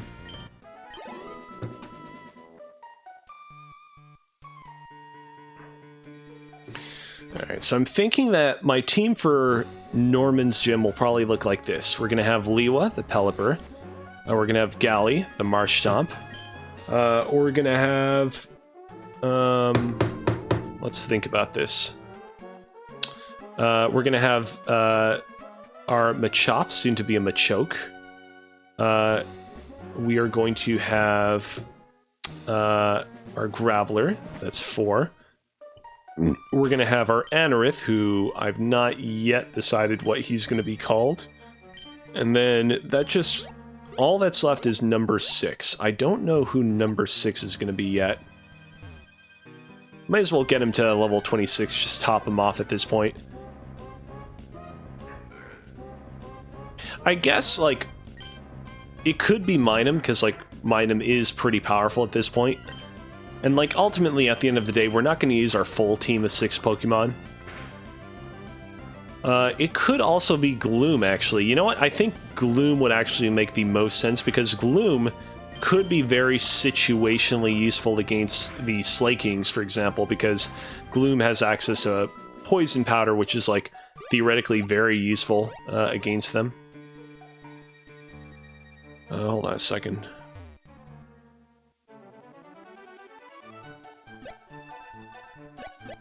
It took a second for that thing to activate.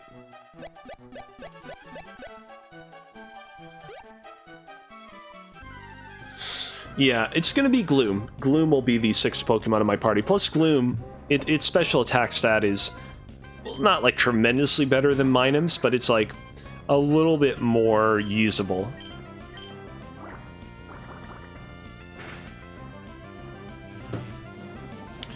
And this guy will not quit.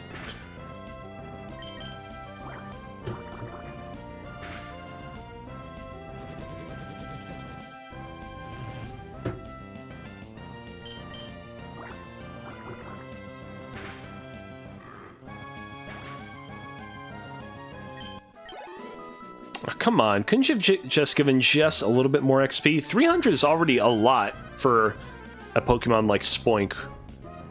Whatever, this'll be it.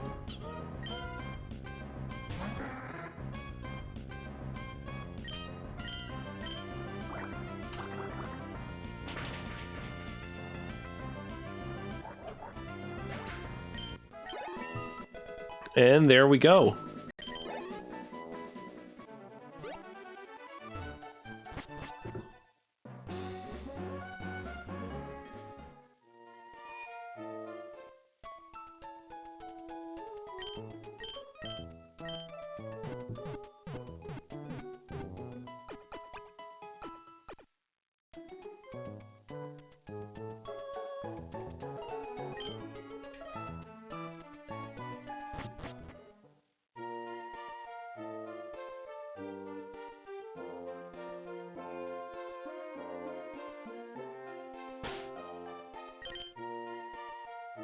Okay, well, I mean, I think I'm pretty prepared to take on whatever this gym leader is going to throw at us. I have an idea.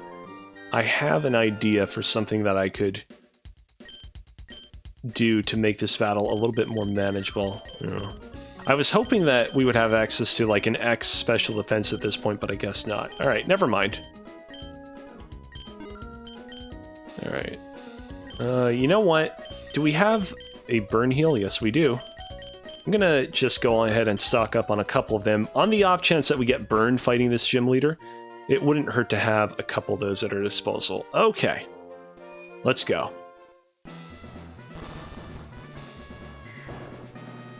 Damn it, I still don't know the layout of this place, and that really sucks.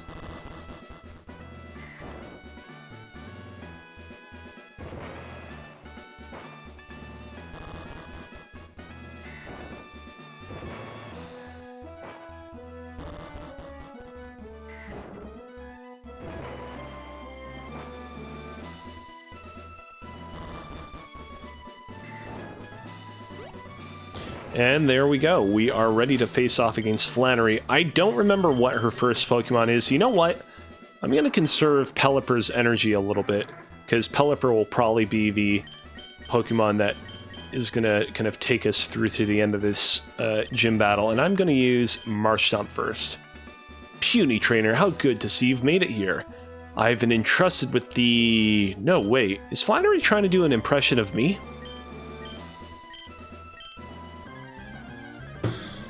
Now, I know for sure that Flannery has a Numel. I know she has a Torkoal. She definitely has a Slugma, but then she has another Pokemon, which I think might just be a repeat of one of the Pokemon she already has, so... Anyways, we'll figure it out.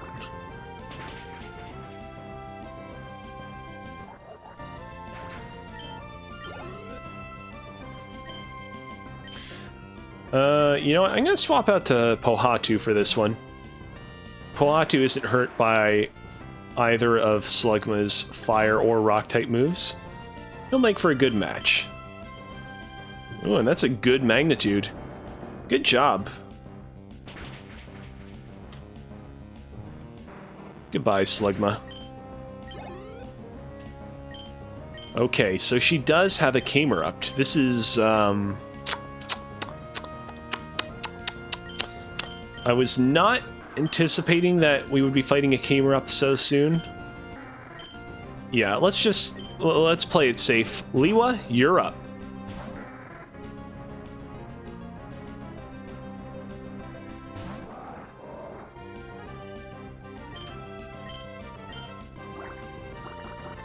I should probably make it so that Water Gun is actually the first move at the top of Liwa's moveset, so I don't accidentally use something like Shockwave in a moment like that.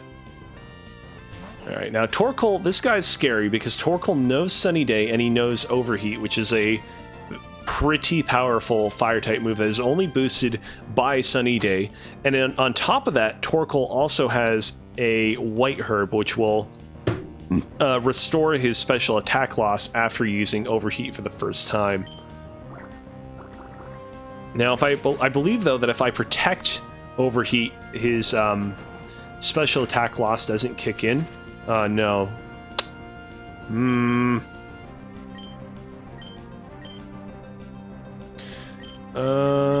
I'm shocked. Do I not have the berry yet that will heal? There we go. I was like, wait a minute, how do I not have a cherry berry at this point?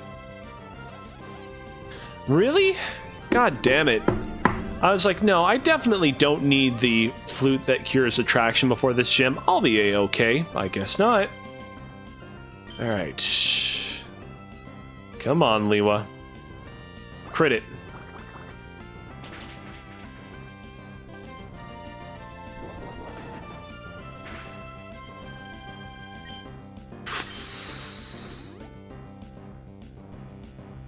I'm gonna use a potion after this as well.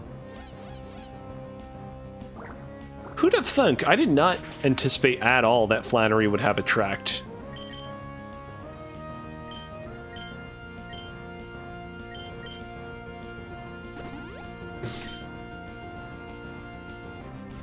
Here we go, the first overheat. Whew, I am happy, really happy that I restored my health there. And there we go.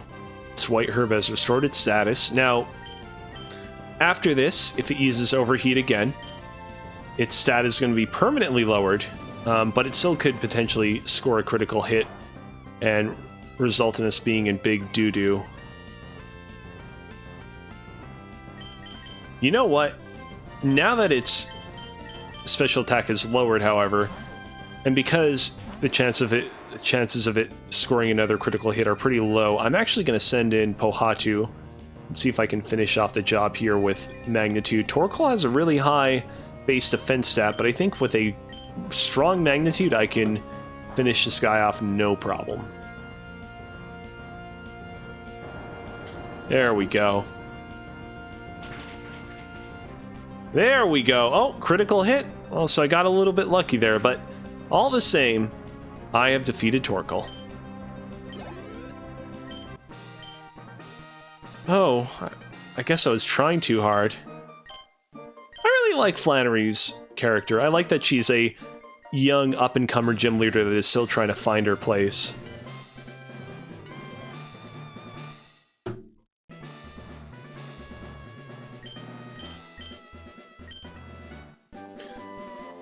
And of course, we get the TM for none other than Overheat.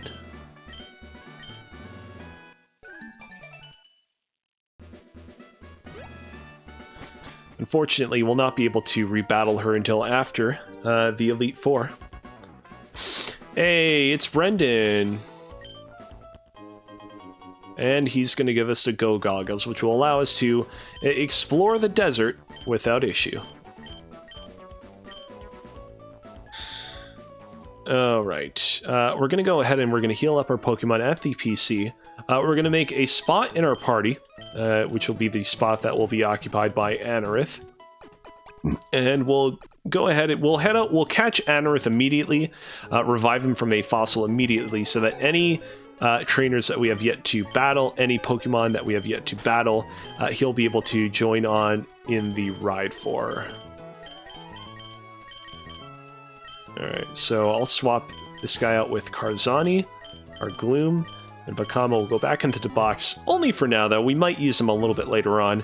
He might actually be useful for the Flying type gym because he does eventually evolve into a Pokemon that is part Rock type, which is super effective against Flying type Pokemon. And also one of the big Pokemon in Winona's gym is, of course, Skarmory, which is both Flying and Fire type, sorry, and Steel type, which is weak towards fire type moves, so. Alright. Like I said, I believe we can encounter Zubats and Sandshrews in here. Oh! And Trapinch. I was not aware that you could encounter Trapinch in here. This is great! I will gladly get my hands on a Trapinch, because this guy can evolve into not just any dragon Pokemon, but the dragon Pokemon of Gen 3. I know a lot of people like to heap a lot of praise on good old Altaria and good old Salamence, but I'm telling you, Flygon is where it's at. Let's use Sleep Powder.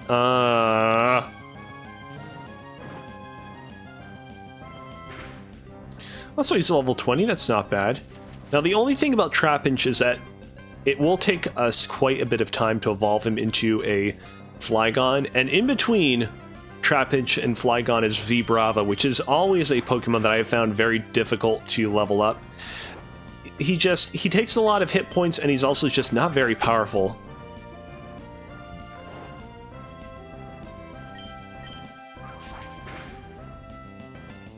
I was really concerned for a second I was gonna feint him, but I guess not.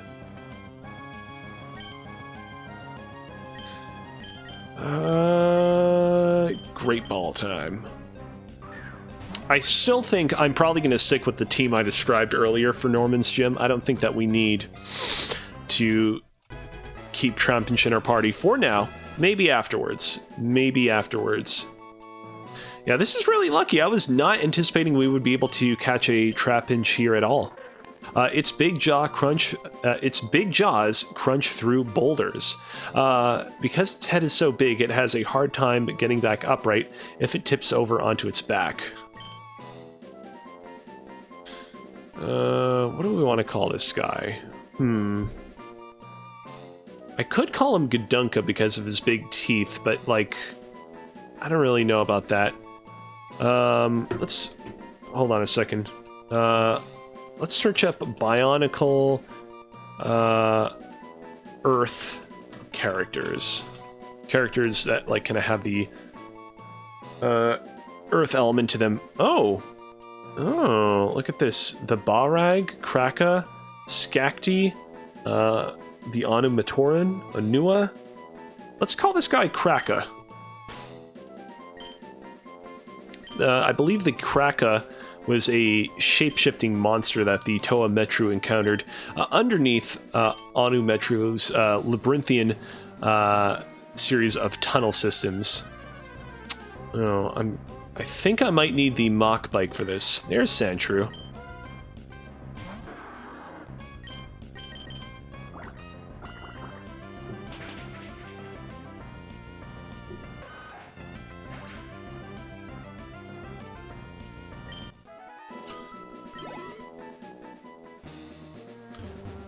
Yeah, we're gonna need the Mach Bike if we want to get through this. Alright. Let's go get ourselves a Mach Bike. I was under the impression that we weren't gonna need access to that bike at all for the rest of the route, that we could continue to use the Acro Bike, but I guess not. I guess not.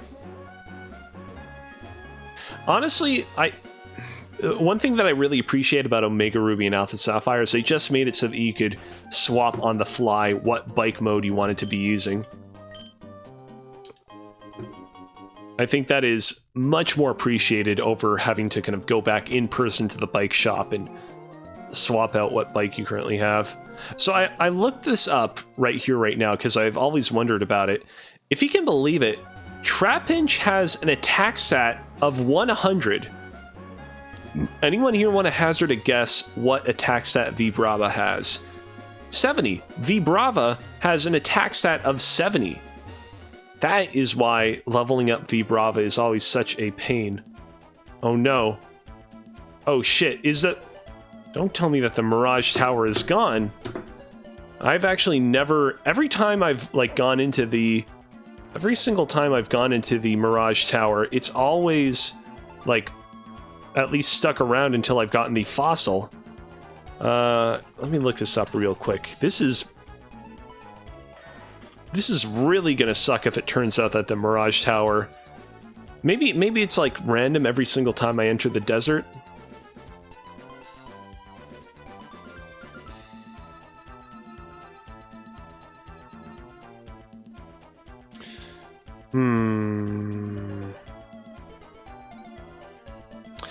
Some sections of the tower inside are cracked and unstable, so a Mach Bike, which can quickly ride over the weak spots before they crumble away, is required to reach the top. After one of the fossils is taken, the tower will collapse, the remaining fossil will sink into the sand, and the tower will never return. However, the other fossil can later be found in the desert underpass.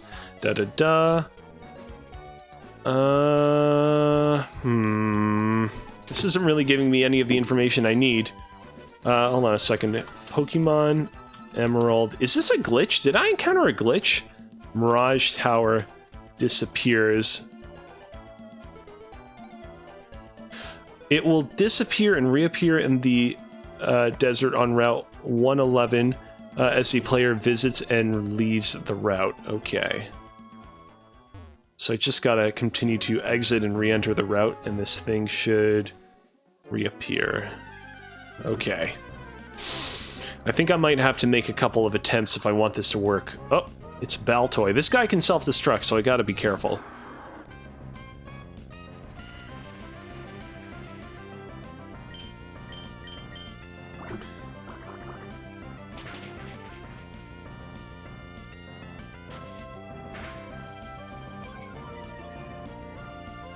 Do I even want to keep battling this guy?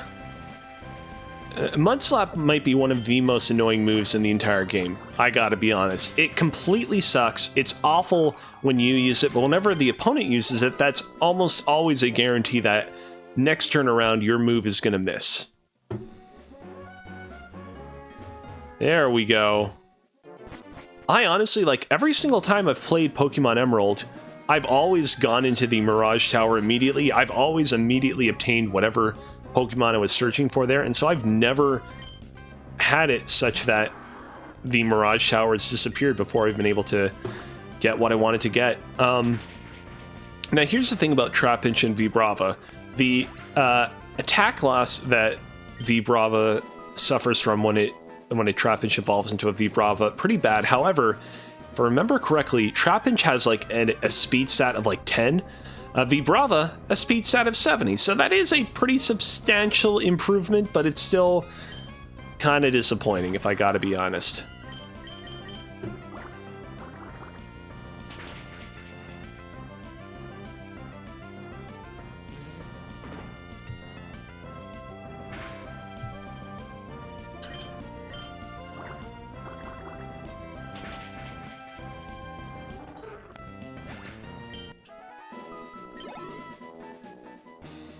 Alright, let's go.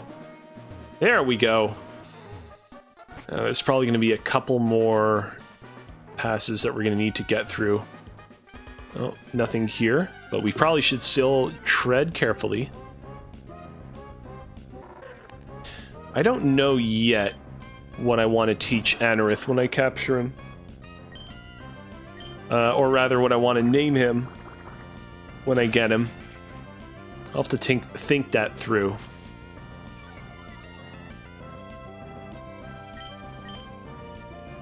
Come on.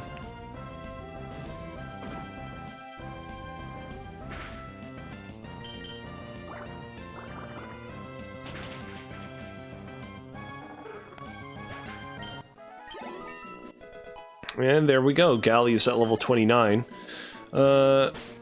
Who should we swap in next to grind around here? Guess we might as well swap in Liwa. Karzani wouldn't hurt either, but... Oh, look at this. Rocks. Thankfully, in Pokemon Emerald Cross, we can smash rocks no matter what Pokemon we have in our party.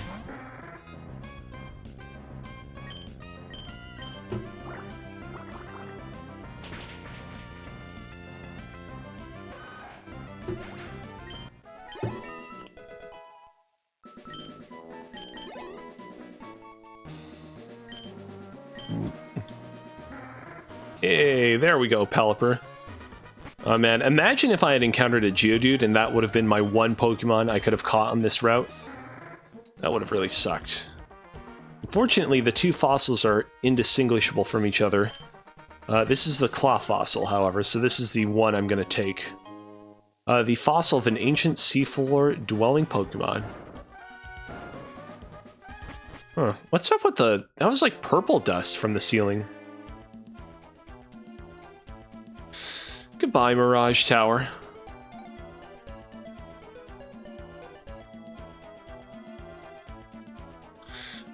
It's really cool that in Pokemon Emerald you can get the root fossil later on, or whatever fossil you didn't take. That was a neat little kind of quality of life post-game Easter egg that they didn't need to add, but they added anyways, and I gotta salute that.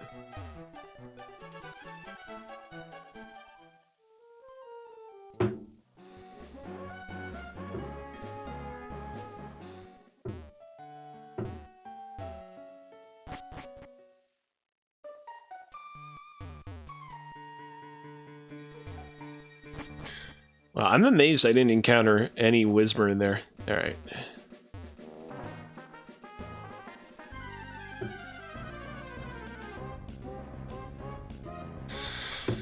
Good old Tailo.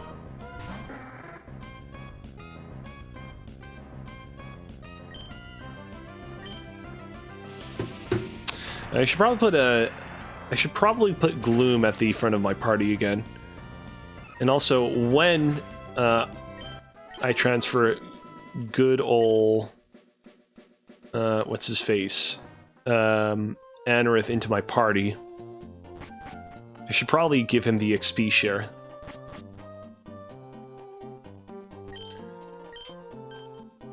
There we go.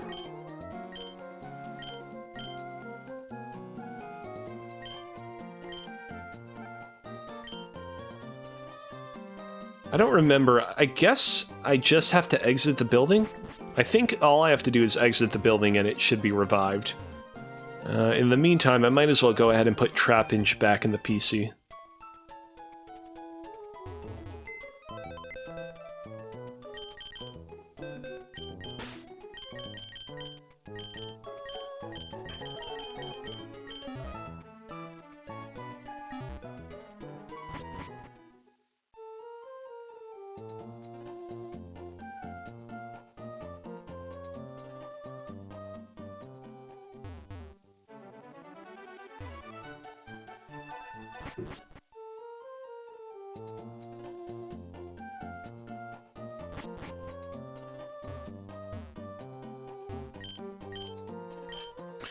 There we go. Now, unfortunately, Anorith doesn't learn a ton of super amazing moves before he turns into an Armaldo. He does learn Metal Claw, which is not bad. He also does learn Protect, which is actually going to be kind of useful against this gym leader, considering he has Pokemon that are definitely stalled out a lot when you use Protect in front of them. However, you need to evolve him to an Armaldo to get him to learn the really good moves. What do I want to call this guy?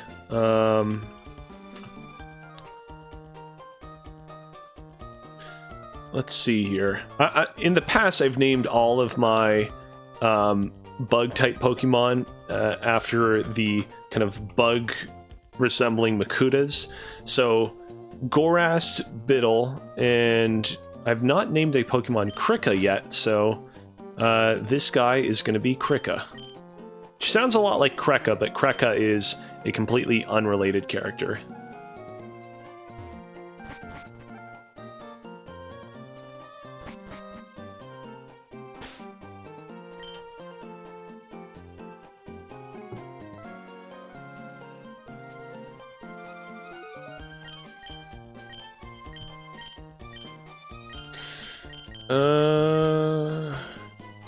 Oh, before we go any further, I doubt that there are any Pokemon in my current party that can learn this move, but I do want to see if there are any Pokemon that can learn Overheat, because if there are, that would be hugely useful against the battle ahead. Unfortunately not. I think that Machamp might be able to learn Overheat. No, it can learn Flamethrower. I believe it's Primeape that can learn Overheat. Alright, let's just see. I think if I can teach Rock Tomb to Krika, that would be very useful. Because I don't think that Krika is going to learn any good Rock-type moves for the next little while. No, unfortunately. I'm going to delete Mudsport just because it's probably the least useful of the moves he currently has on hand. Let's see what else.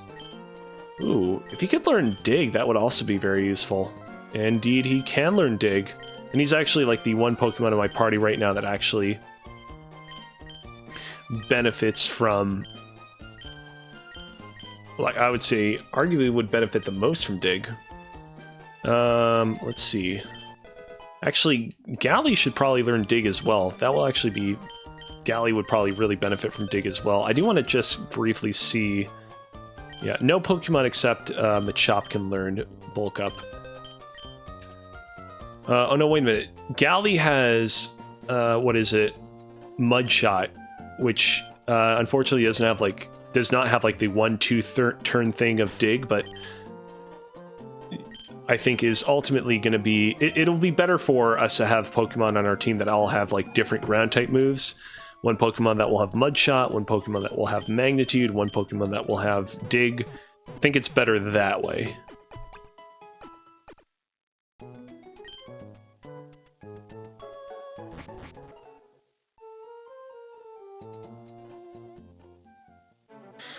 Alright. What's next? We should probably... We gotta make sure that we can get Brutak to level 28, because the attack boost that he'll gain from being a Machoke will be much appreciated against the upcoming gym, so let's put him here.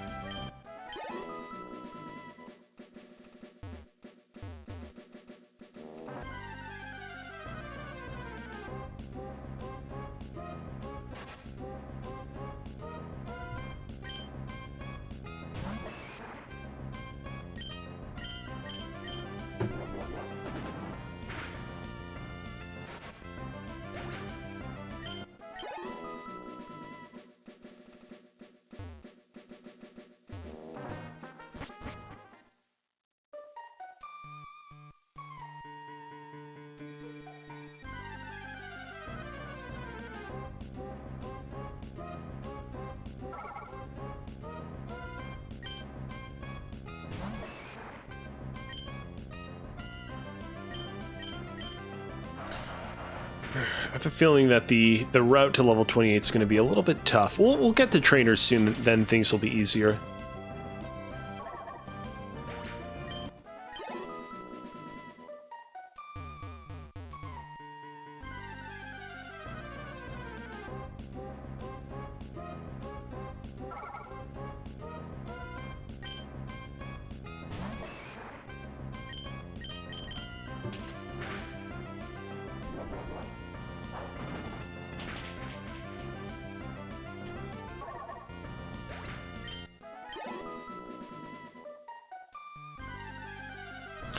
Come on, just a little bit more. I encountered no Pokemon when I was going through this route earlier, so I don't see what the issue is. There we go.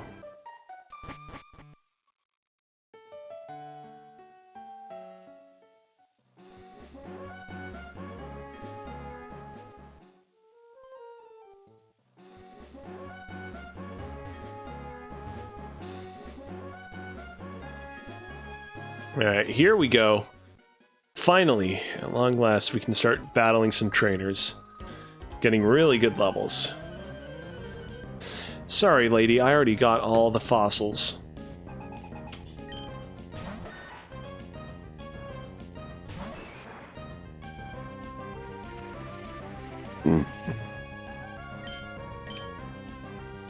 Come on!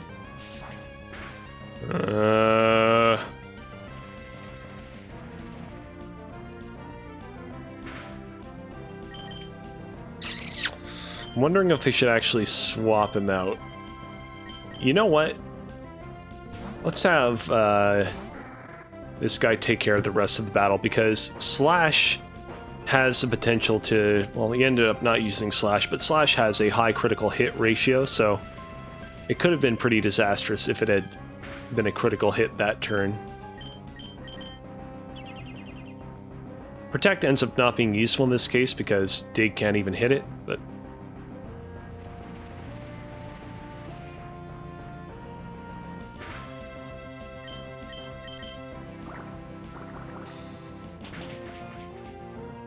Goodbye, Sandshrew.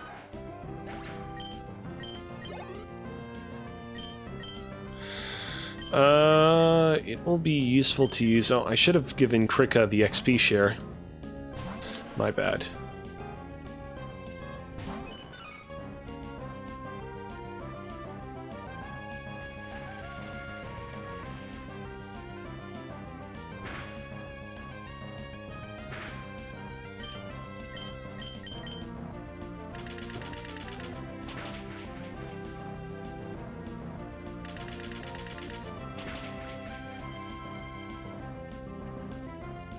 Come on, couldn't you just hit one more time? One more time? One more time!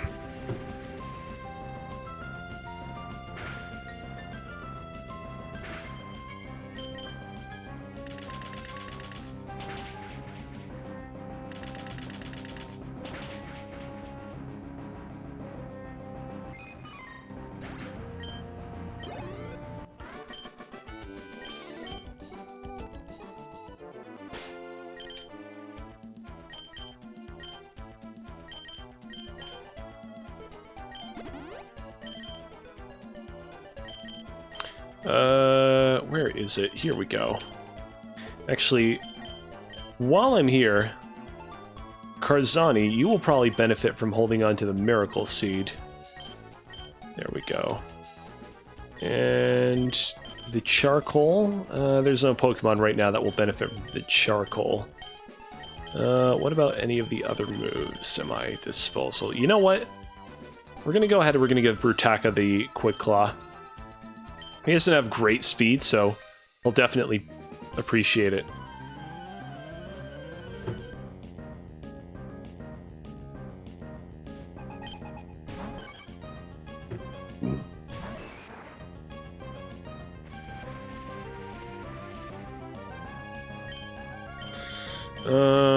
This Pokemon has flying type moves. I will not take any chances.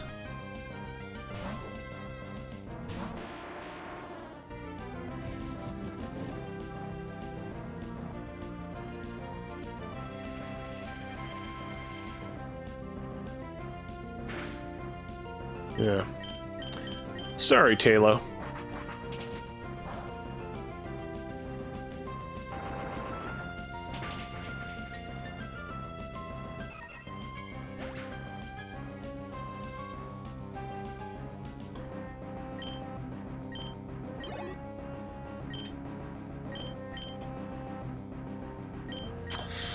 Oh, wait a minute. Nuzleaf is part Dark type, which will make Brutaka very effective against it.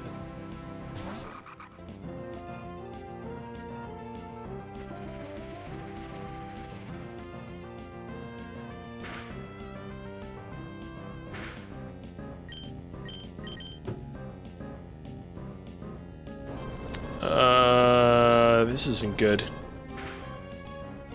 Oh.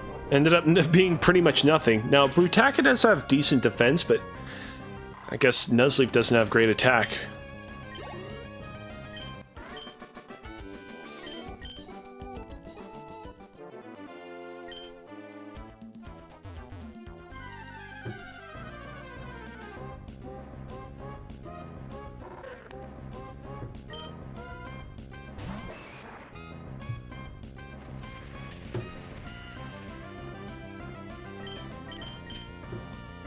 How is Trapinch faster than me? Jesus.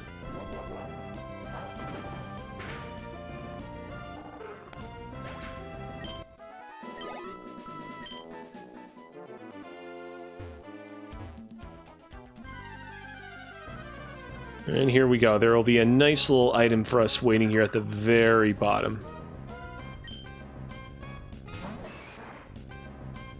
You know what? I might actually just run from this battle. There we go. Hey, there we go. Sandstorm, not a bad move if you're the kind of Pokemon that wants to stall out your opponents, although nowadays in competitive Pokemon, it's just much more efficient to just have a Pokemon that will automatically induce a Sandstorm when it's sent out into battle. Pokemon like Tyranitar, Hippowdon, to name a few. Come on. I didn't know that Brutaka was that slow. Jesus.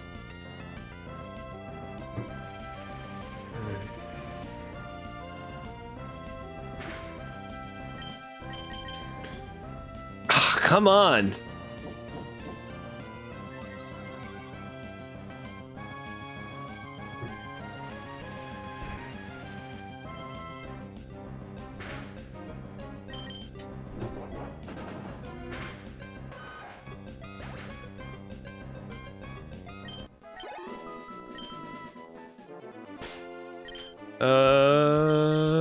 Who do we want to... You know what, actually, I think it'll be a better idea if instead of swapping out a Pokemon, I just heal up the shop a little bit.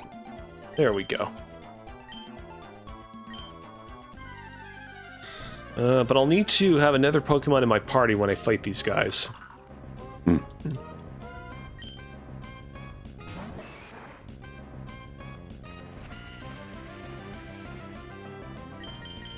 Oh no. God damn it.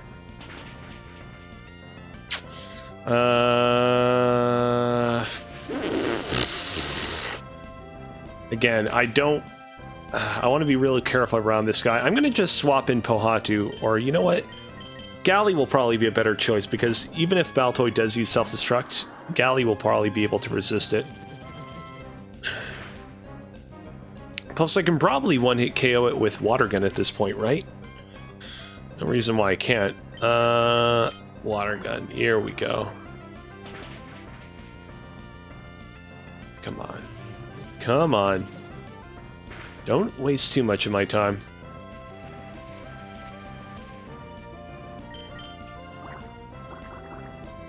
Goodbye.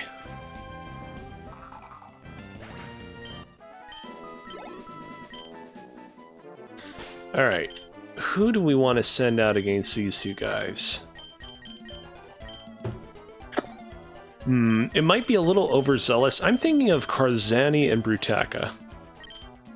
I feel like I might end up having to swap someone out, but we'll see. We shall see. You know what? While I chat with these guys, I'm gonna get up and just do some quick little stretches. I've been sitting down for too long, and that's not good for my back.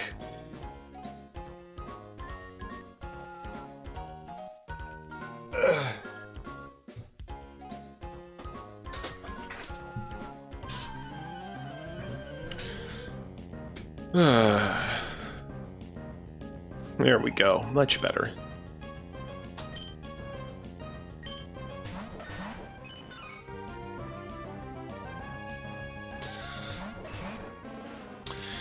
I'm thinking that would probably be most worth our time if we defeated Meryl first. So let's do that.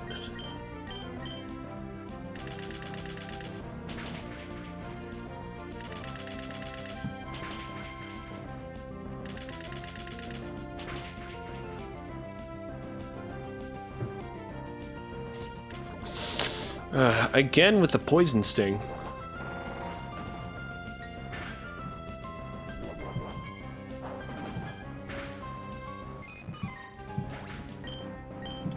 This actually ended up being a really good decision for us to send out these two Pokemon. Oh hey, there it is! Good old Lombre decided to go off, abandon me, and find refuge with this trainer.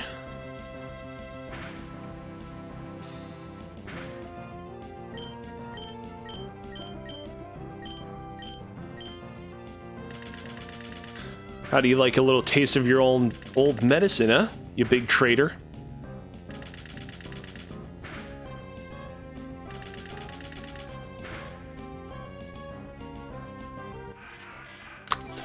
Come on, don't waste my time too much.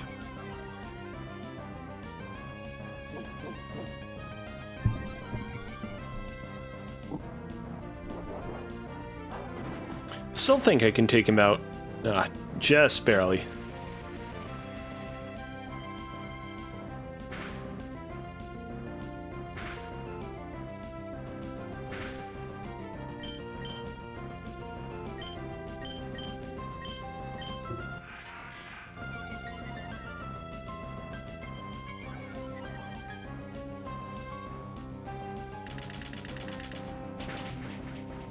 There we go. God damn, again with the 2 times.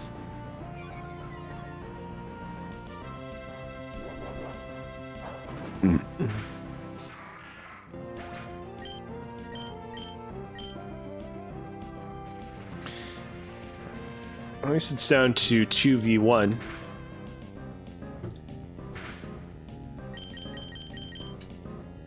I probably should have had him use a move other than Revenge for whoever's next, because that's his last revenge.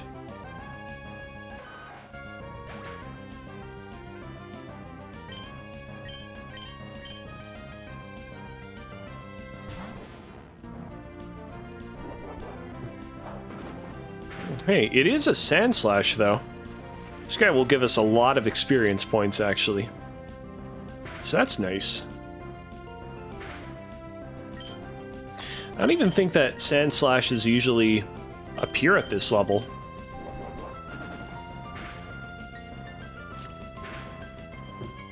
Yeah, I think you need to get him to like level 31.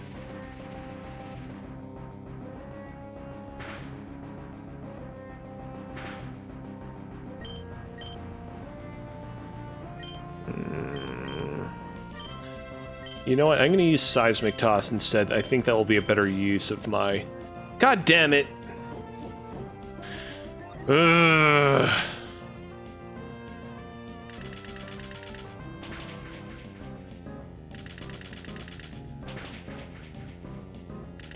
Yeah. Sorry, yeah?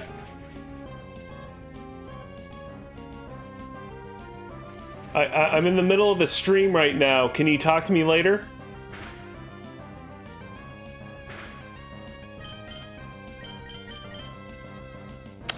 God damn it, what? And like, it's not even taking advantage of my misfortune.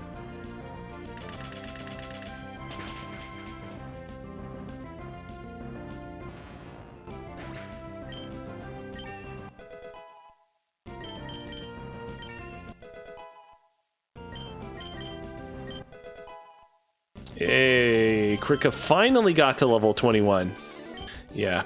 Unfortunately, as much as I love Anorith and Armaldo, they take a while to level up.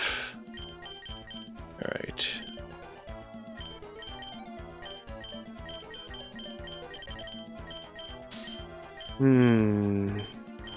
I probably should still keep Brutak at the front of my party, but... Uh-oh.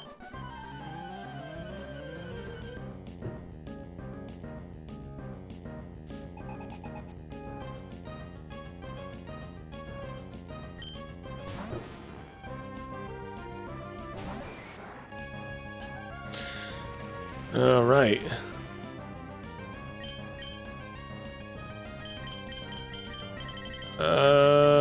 Yeah, I can probably swap in Karzani and it will probably be okay. Karzani doesn't have great HP right now, but I should still be able to take care of him.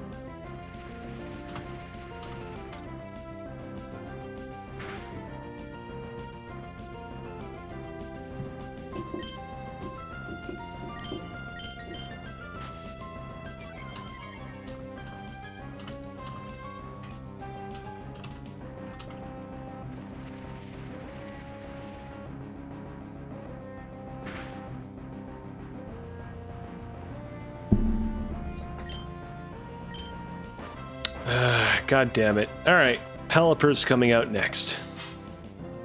Because I can't hit these fucking sand slashes for my life.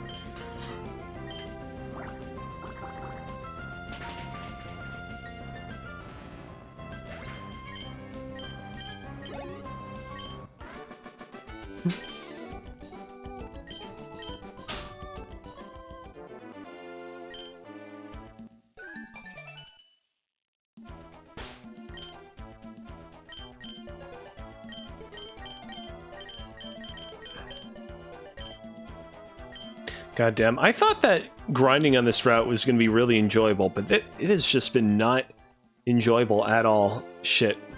I want to get to that one house that will heal my Pokemon, but there are a million fucking trainers between here and there. And a million fucking Sandshrews that are ready to make my life hell.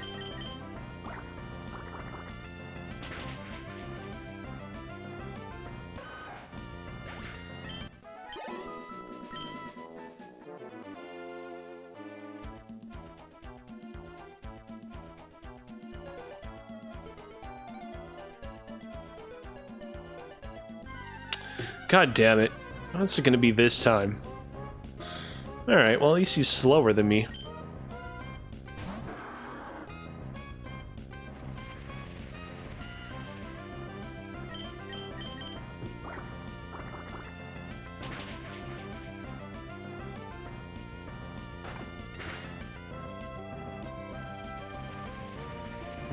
How is it still alive after that?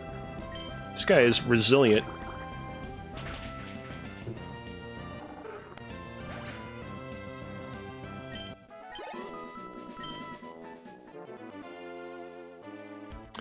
Alright. Time to heal up.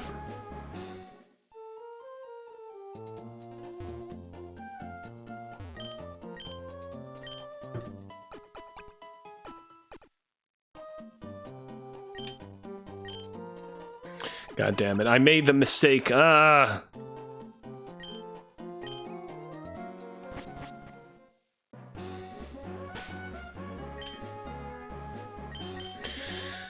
Alright, Brutaka, do your best. These goddamn Sandshrews are real annoying, but we need somebody to fight them.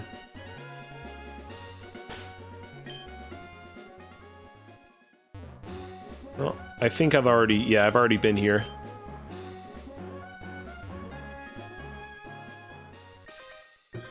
I don't think this guy's gonna have a Sandshrew, so I think I should be okay.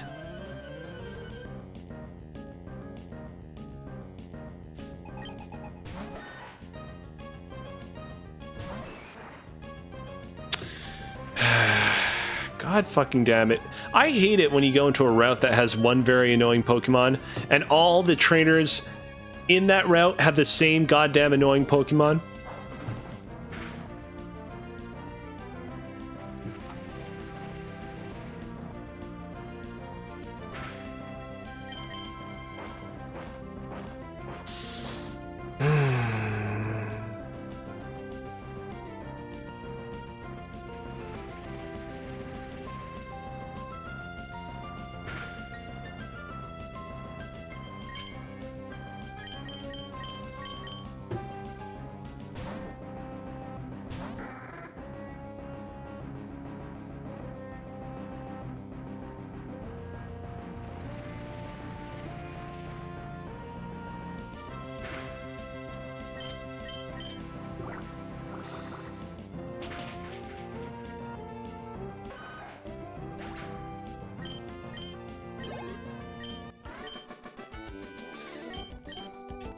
Goodbye.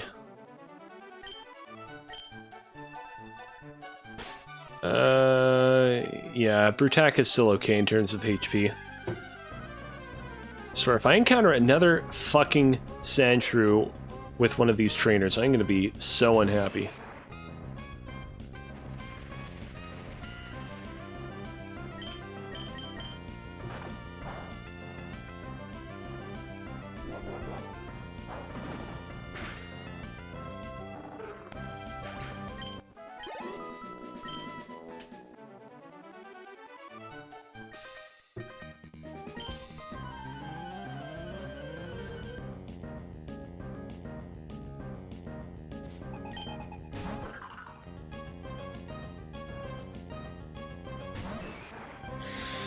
Well, at least it's not a Sandshrew, but I don't really like fighting this guy. I think I'm going to be happy to be done with this route real soon. I'll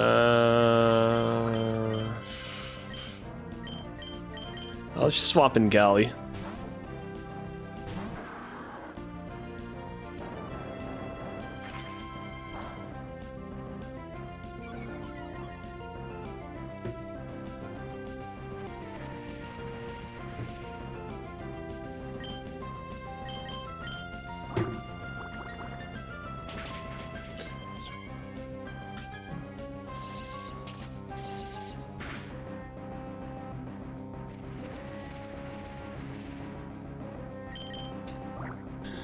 There we go.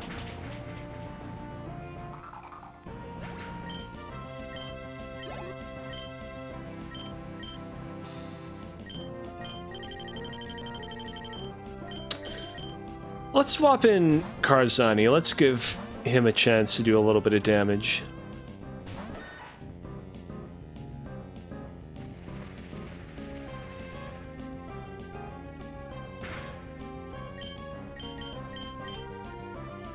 Come on.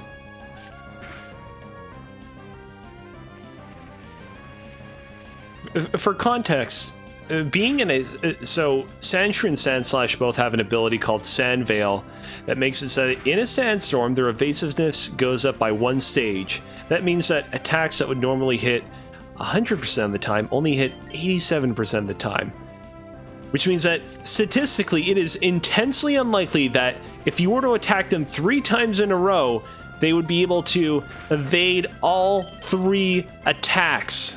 God damn it.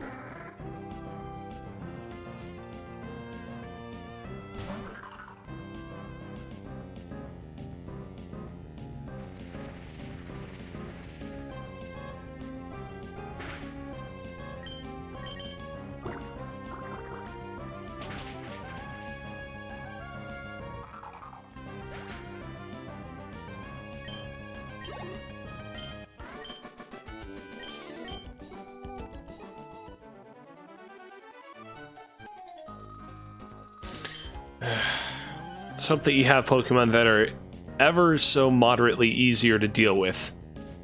Let us hope. Nope. Fucking no. Fucking no.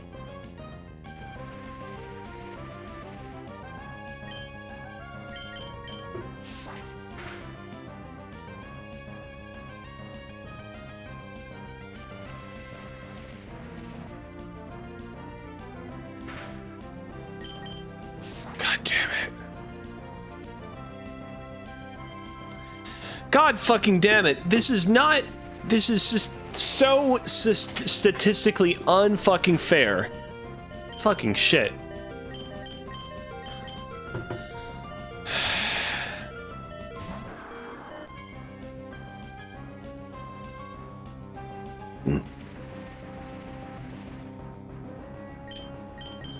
Alright, water gun time.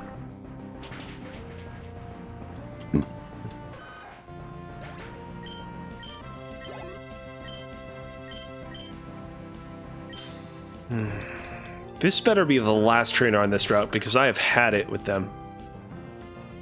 I think there's one more hiker, but I think all he has are, like, Geodudes. Maybe. Hopefully. Possibly. Just no more Sandshrews, please. This is, like, the only route in the game where, like, this is, like, actually a problem. There are other Sandshrews and Sandslashes elsewhere in the game, but nobody gives a shit because there's no sand.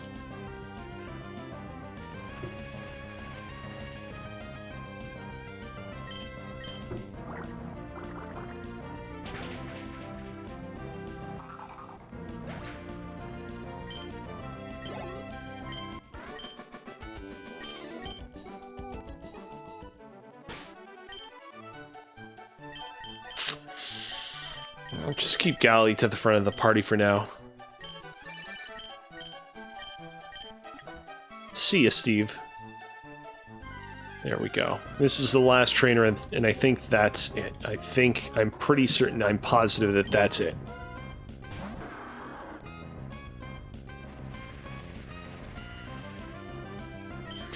After this, I'm going to head up north to the route where we'll be able to get our flute that will allow us to snap Pokemon out of infatuation.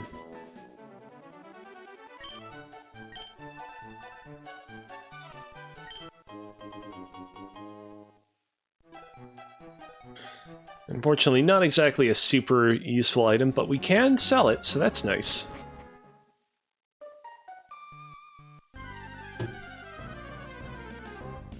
After I get my red flute, I'm going to go back to Petalburg City. I'm going to see if I can make much of a dent. And then I'm going to make a split decision, see if I want to just take on Norman or if I want to keep doing a little bit more grinding.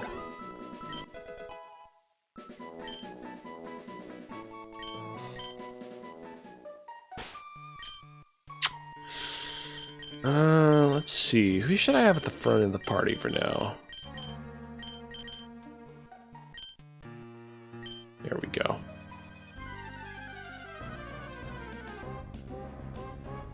Oh, wait a minute. I can actually move boulders out of the way now at strength. I should probably do so. Let me just speed up this Torkoal real quick.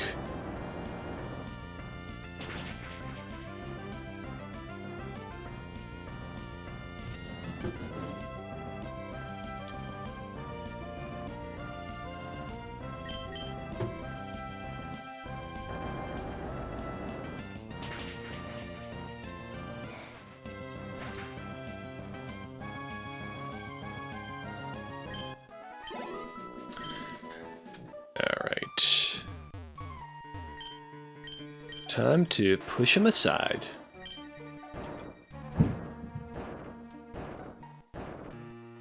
I should get off my bike because this is actually going to require a little bit of precision if I want to not get stuck around here. Don't worry, it looks like I'm fenced off, but I am not. Not yet, at least. Alright. Let's get our item up here. Which is Toxic, which is actually a very, very useful move. In fact, you know what? Now that I have Toxic in my inventory, let's go ahead and let's teach Toxic to Gloom. Now, Toxic's one of those moves that can actually be taught to a lot of Pokemon. It's weird. But Gloom is the one Pokemon in this instance that will actually benefit most from it. Actually, I am curious. I'm a little bit surprised that, like, for example, Pelipper can learn Toxic, and I do wonder... I can't help but wonder if that's like a Pokemon Emerald cross improvement. Pokemon Toxic, because if Pelipper can learn Toxic, I might actually consider teaching it Toxic because it does have Protect, which pairs very well with Toxic.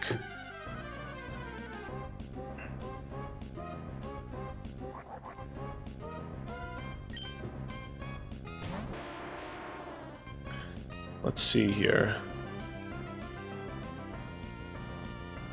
Wow, interesting. So I'm on Bulbapedia right now. I'm on the page for Toxic, the move. And normally, when you would get to a TM move, and you would get to the section that's like, here are the Pokemon that can learn the move. It will list all of the Pokemon that can learn the move. Instead, for Toxic, it says... give me a second.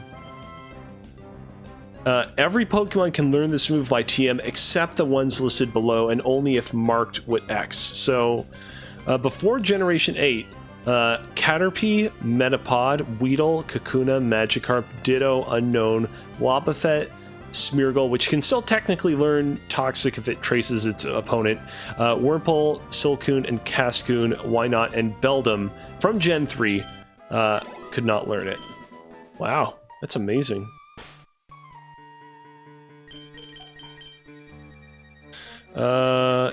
You know what? Here's the thing.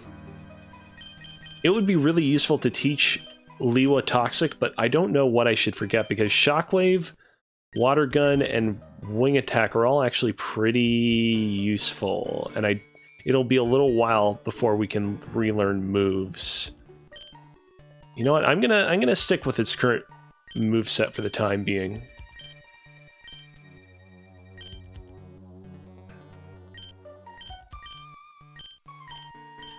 There we go. I believe that in this little cave that we're getting to down here, we should be able to get our hands on a Firestone.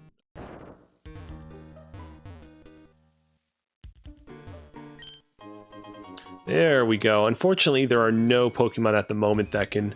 Also, has anyone yet remarked that Graveler looks kind of high? He's weird.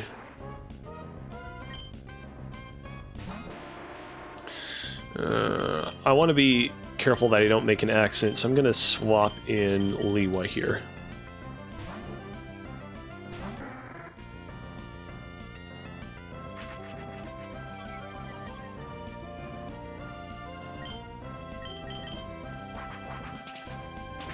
Yeah, I was briefly considering maybe swapping out a Wing Attack with Toxic, but there are enough moments like this one right here where Wing Attack is kind of pretty useful, so Yeah, look at that. Graveler looks high.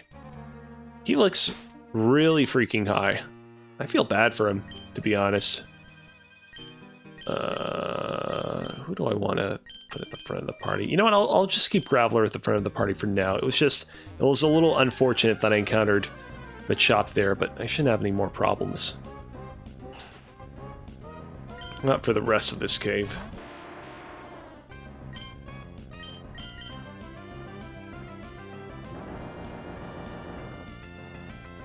If I'm able to get my what's his name, Anorith, to level 31 quickly and teach him Protect, I would actually consider teaching him Toxic, replacing Water Gun with it, but I don't think that's going to happen anytime soon.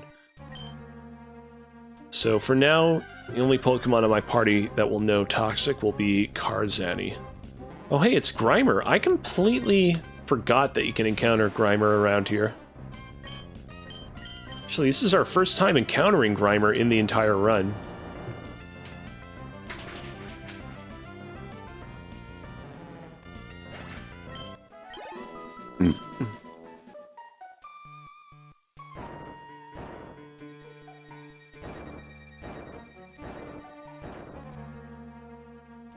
Well, I wonder why the stones reset.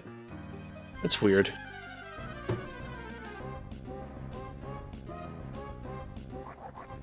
Oh, you know what? Before I forget to do so, after this battle with Numel, I should probably save. Just in case something were to accidentally happen.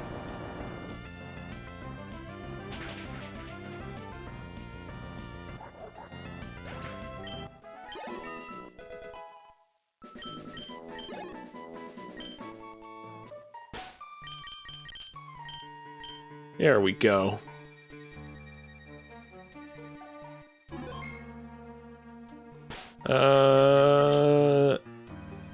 Who do we want to swap to the front of the party next?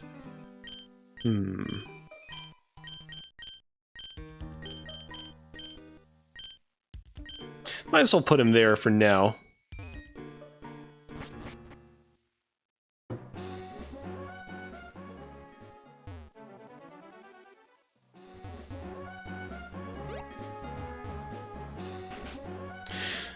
Now, unfortunately, oh, I just remembered, before we take on Petalburg Gym, there is the new Trick House configuration. That will probably have some new trainers, so it probably will be worth to kind of swing by there after we're done with this. Let's see. We got to get Brutaka to level 28, so he's going to go at the front for now.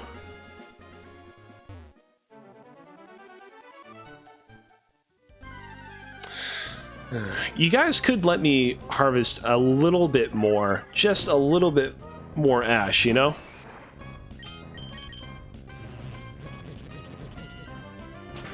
Jesus, what the F? Wait a minute, does Revenge always make me hit last? That doesn't make sense. That's not in Revenge's description. Hold on a second.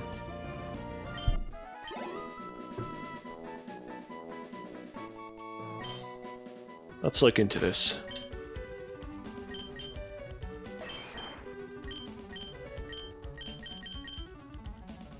An attack move that gains intensity if the target has hurt the user. Because if it always goes last, that really sucks.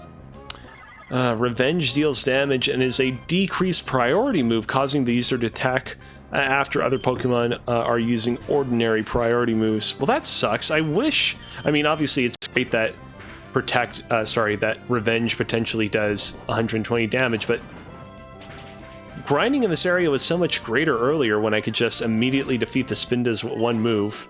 I mean, I can still use Strength. That's obviously always an option for me, but...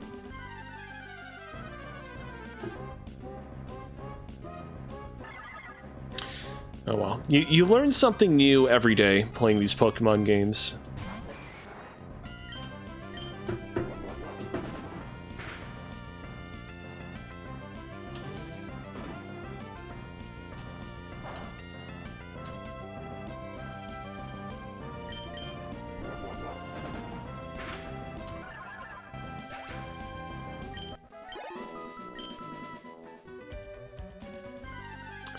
There we go.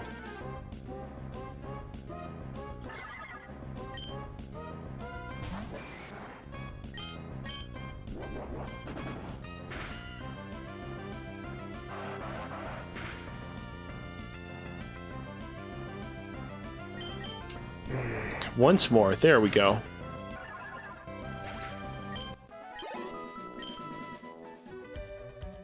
You know, maybe it might be worth actually letting Anorith train a little bit on this route.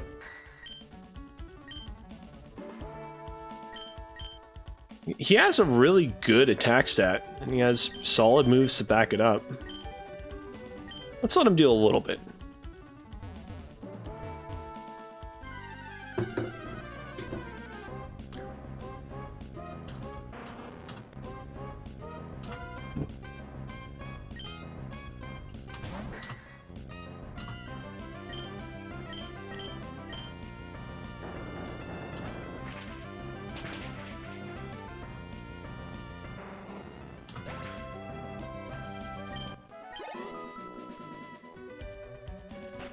Alright.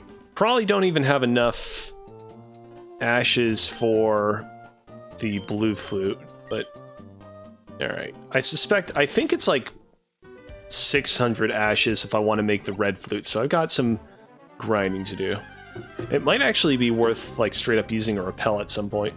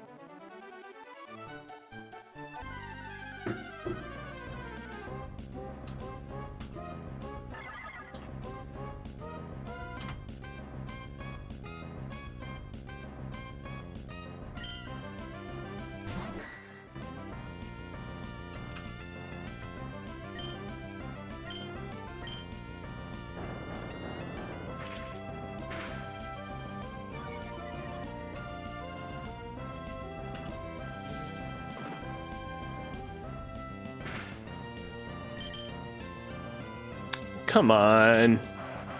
Just hit.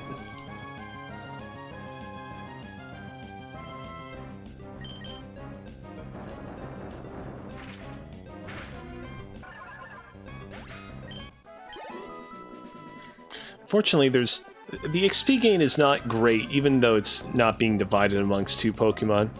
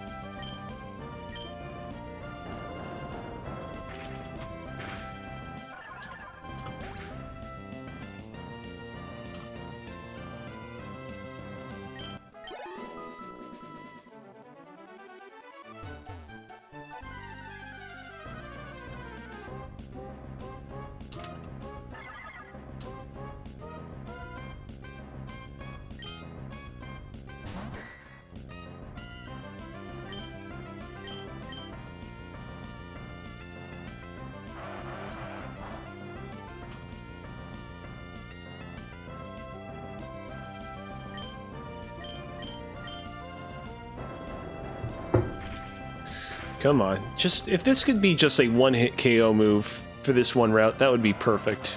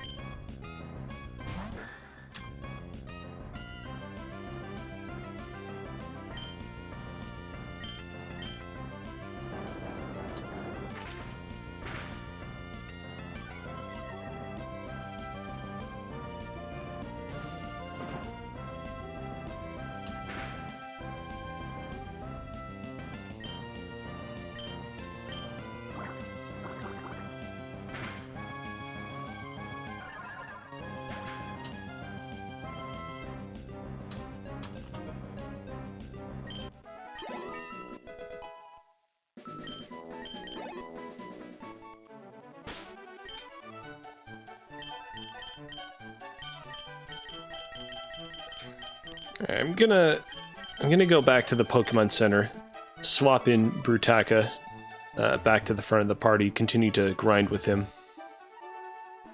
Later on, I can probably use some of those berries that will lower some of my EV point gain so that I can make things a little bit easier on me.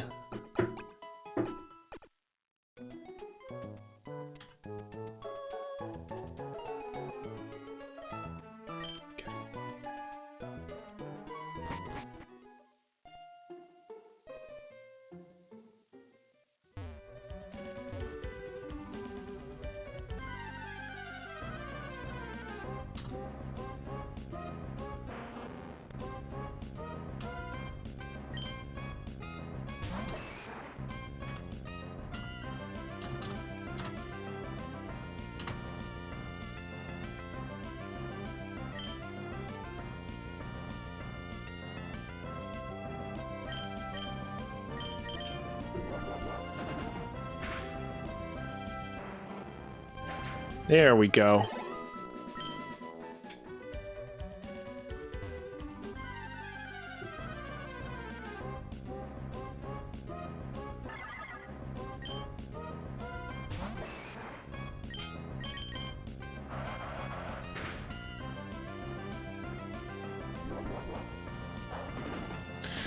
Goodbye, Spinda.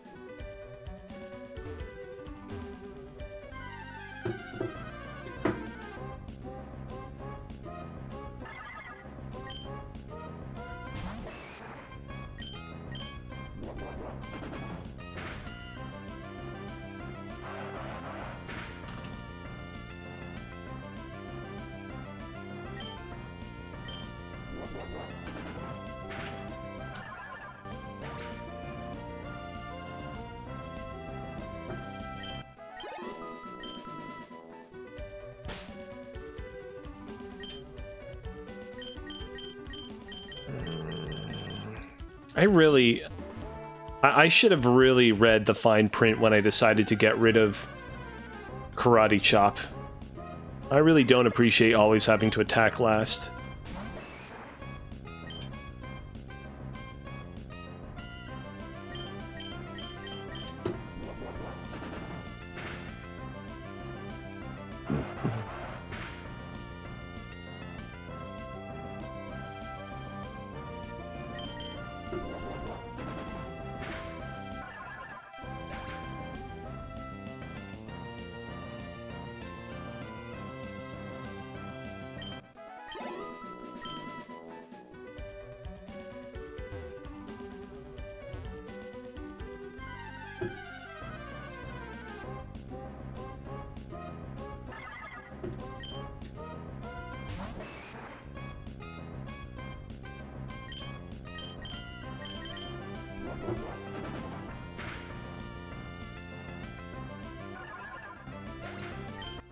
There we go. If I gain one more level, I should be strong enough that strength will always take out my opponents.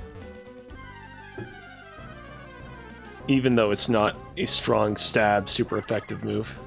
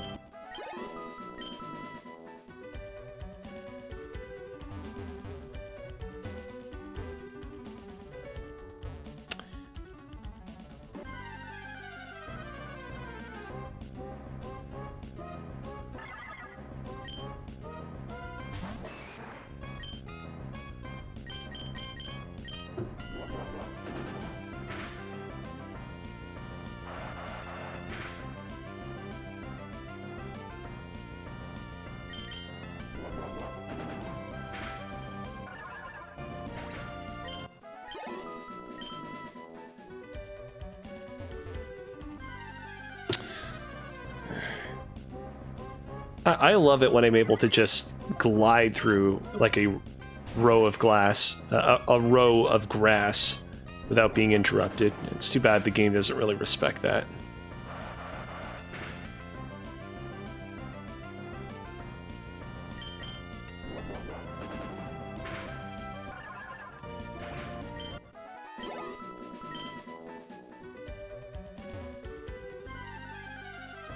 There we go.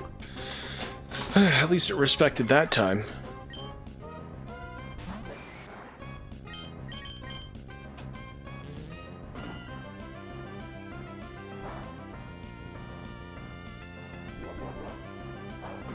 Goodbye.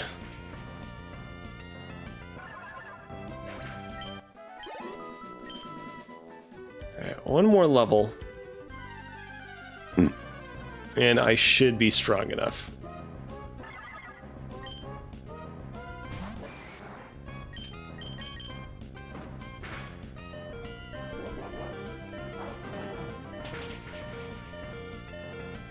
Goodbye.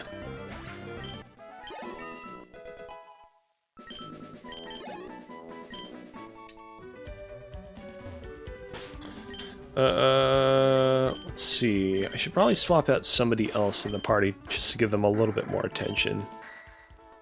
You know, it probably won't hurt actually to give Liwa a bit more of a chance to shine, so let's do that.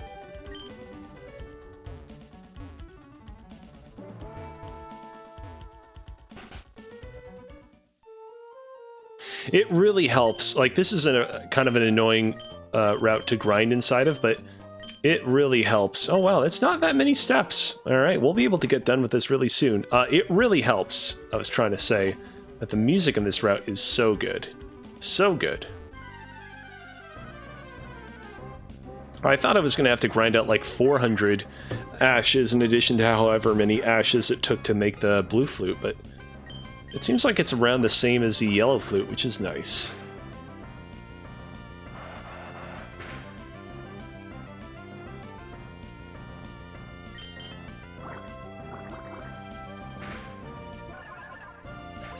Goodbye.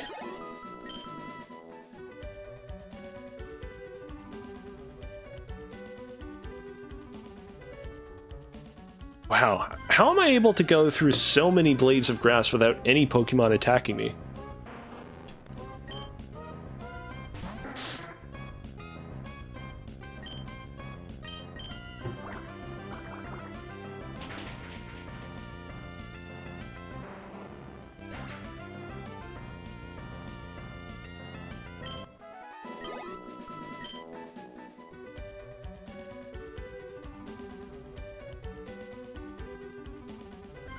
Maybe I should swap out for Anorith next.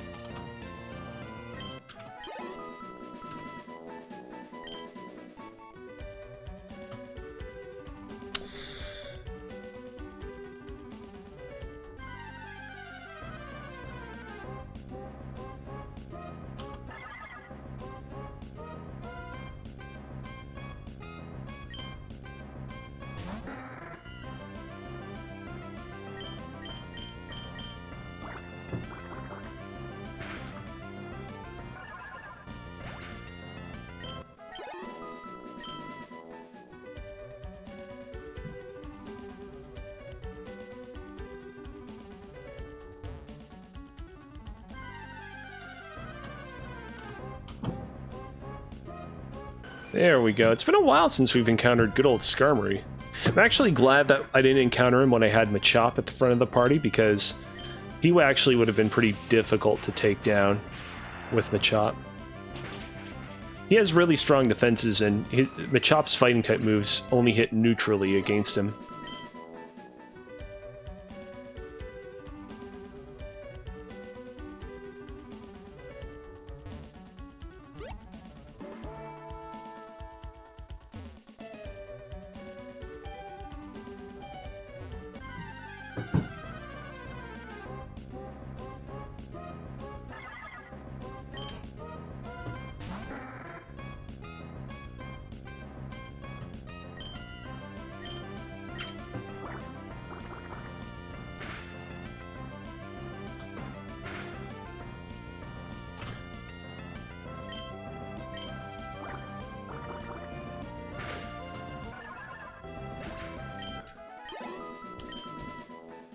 Come on.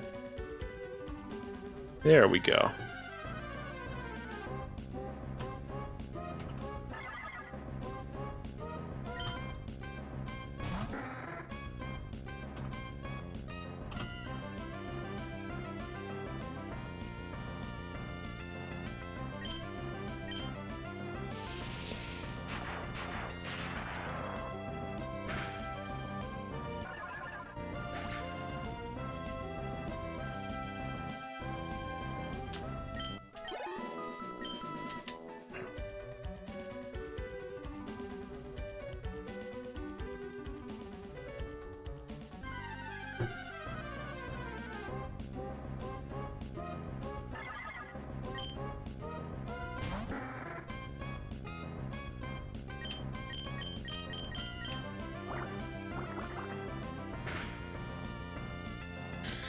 Goodbye, Spinda. I already mentioned it earlier on in the stream, but this is a great route to grind out with Pelipper at the front of my party because all the Pokemon here wore special attack EVs, which is very useful if you're trying to train up a Pelipper that is modest in nature. Oh, there we go! Alright, and with that, we obtained all 3 of the most useful flutes.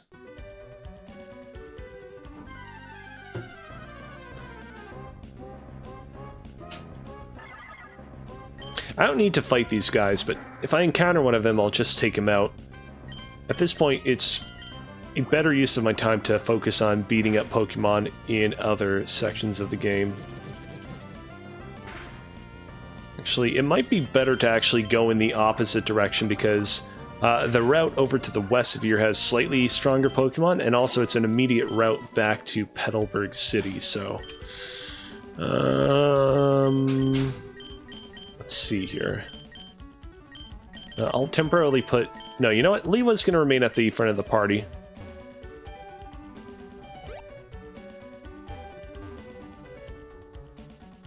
I'll swap him out after he levels up.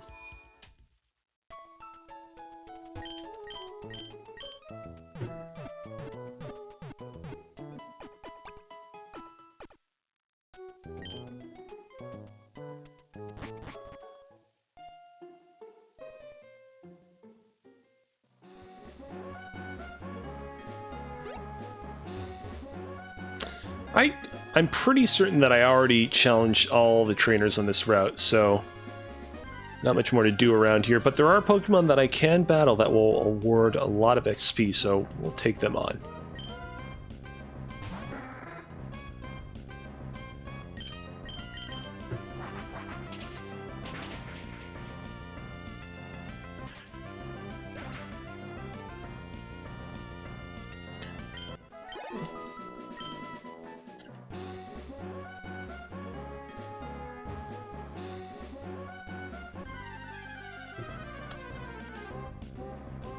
I was kind of hoping... You can encounter Lombre on this route. Looked at, I mean, you know, he's easy grinding because he's real easy to kill, but... Game could be a little bit more generous.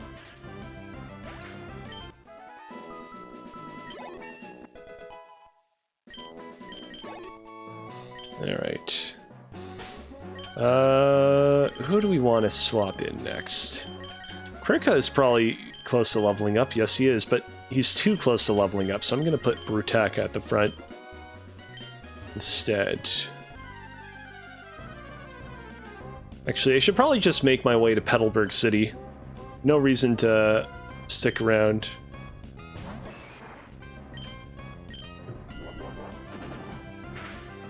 I'll probably be able to more easily level up into a Machoke, fighting the trainers leading up to the gym leader.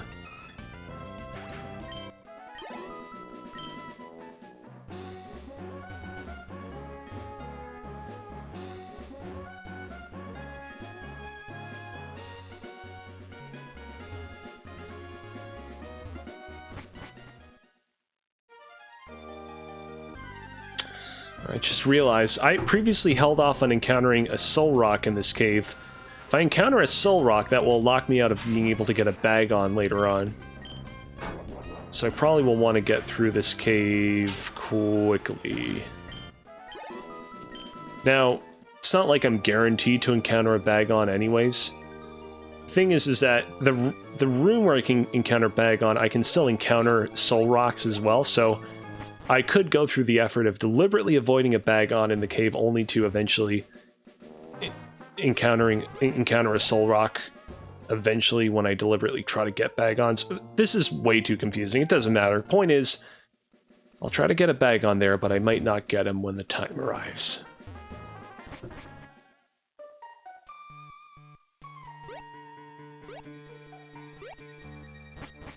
Alright. I did not mean to do that. Oh wow, I completely forgot that you could catch Marill on this route.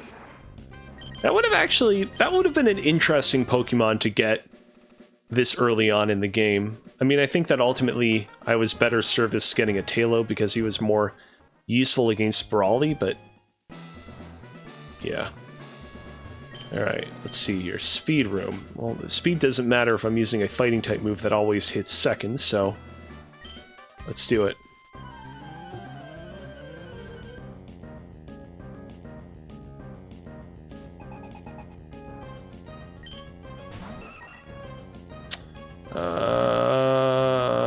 This is not the kind of Pokemon I thought it would fight. Now, to be fair, it is a normal and flying type Pokemon. It's totally within the rules that he would be allowed to use it here. In fact, I actually got to give him props. It's pretty clever that he chose to use this Pokemon here of all the Pokemon he could have used. But yeah, obviously not a great Pokemon for the Chop to fight. Even if Revenge had done a lot of damage, it probably would not have one-hit KO'd him.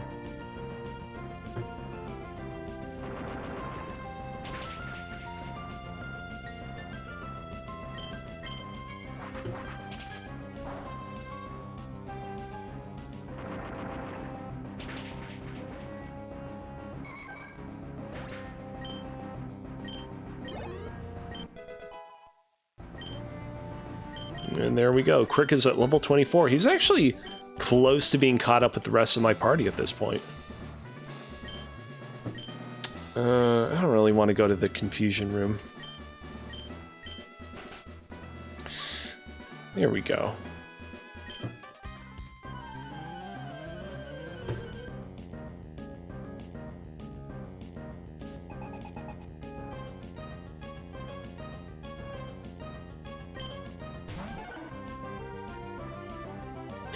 Wigglytuff. It's actually, I completely forgot that Jigglypuff's whole evolution line is in this game.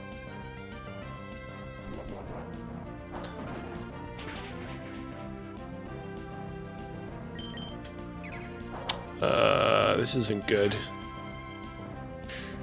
Yeesh. Well, at least he's gonna die now, but yeah, I'm gonna have to be careful when I go up against the gym leader, that's for certain. Thank God Brutaka has, like, really good defense.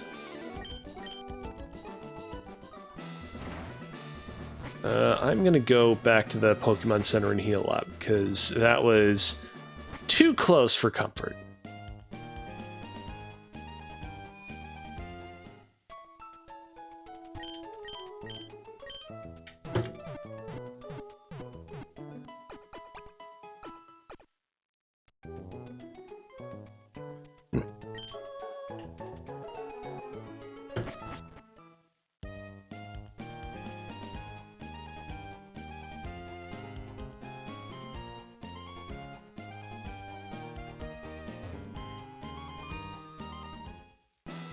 I wonder if it actually might be worth taking the experience share off of Anorith for this next little bit.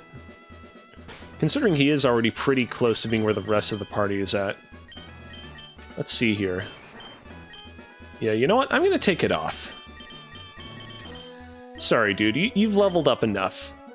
If anything, Karzani is the Pokemon that needs a little bit more experience.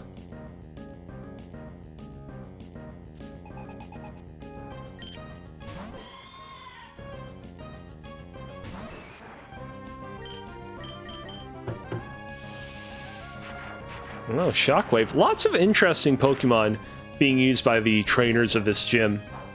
Good job, guys.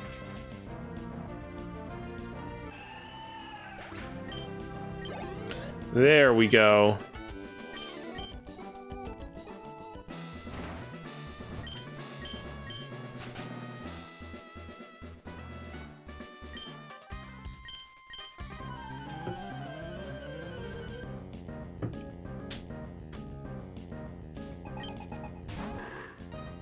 Ooh, slack off. A little preview, one could say, of what of the type of Pokemon that we're going to be facing off against next.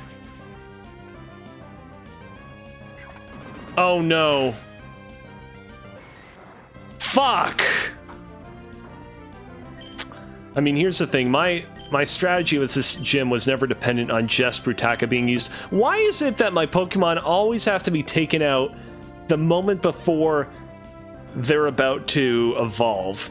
Is it that, like, because they're about to evolve, I'm always, like, super careless and I'm not considering, like, oh man, you gotta be super duper careful now. Can't let your guard down. Is that what's happening?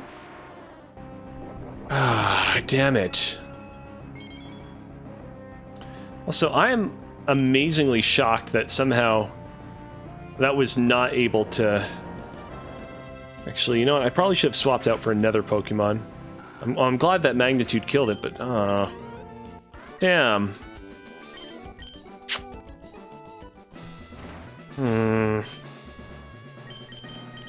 Well, might as well focus on leveling up Krika.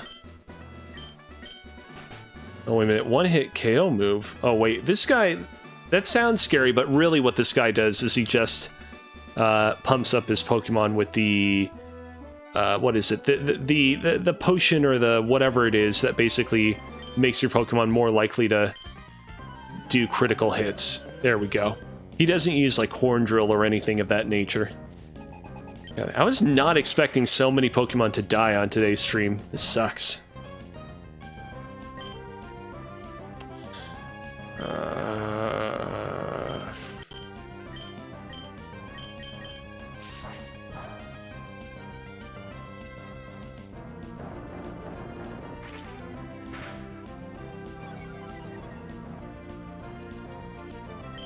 I'm thinking that it would probably be worthwhile for me to switch into Pohatu. He has more defense, and with Vigoroth's speed being lowered, we might be able to gain the upper hand, but probably not likely. We'll see.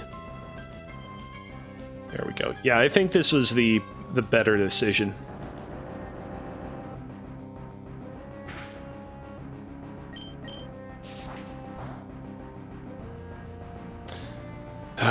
I've had a lot of Pokemon that have died up until now that have been tragic, but Machop dying, that really sucked because I was, like I said, I was legit thinking of using Machop up until the end of the game. It's a good thing I have a lot of Pokemon in storage that are, like, good backups at this point, because... God damn, that is a genuine loss that I'm really not happy with.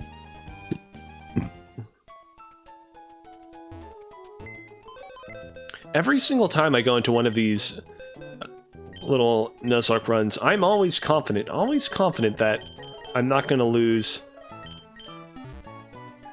too many pokes, but lo and behold, we lost a Numel, we lost Nokama, and we lost Brutaka.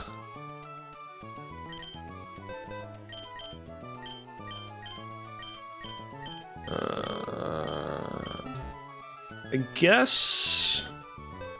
probably will be most useful if I bring Tanok Cal into the party, considering that he's, like, decently powerful, but...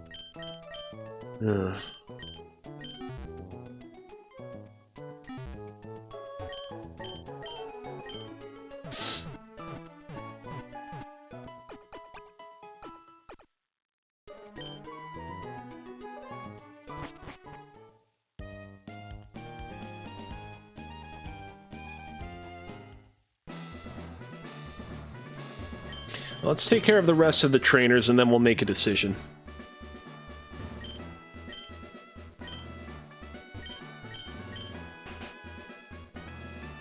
I don't think I've battled this guy before, so... You know what? I should probably have Krika battle him because in, I believe, one level he will learn Metal Claw, which is not a bad move to learn. I think that his other moves will be more useful in the long term against this gym, but... come on.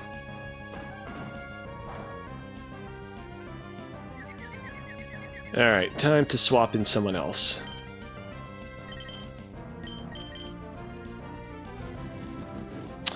Oh, no! Spinda's not very powerful, so this won't be as strong as it could be, but... Wow, that's really not powerful. Man, I freaked out over nothing.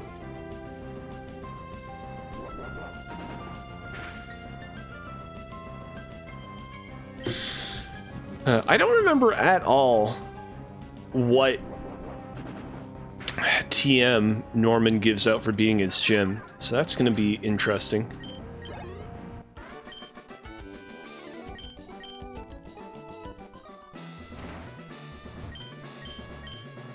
Here we go, strength room. I should probably, it might actually be worthwhile to have Galley at the front for this one.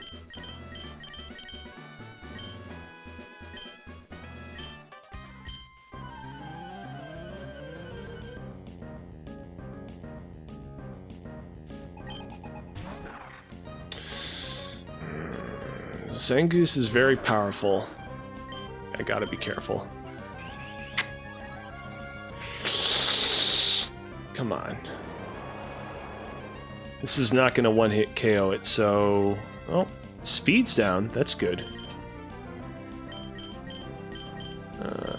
Pohatu. Let's get this guy in here.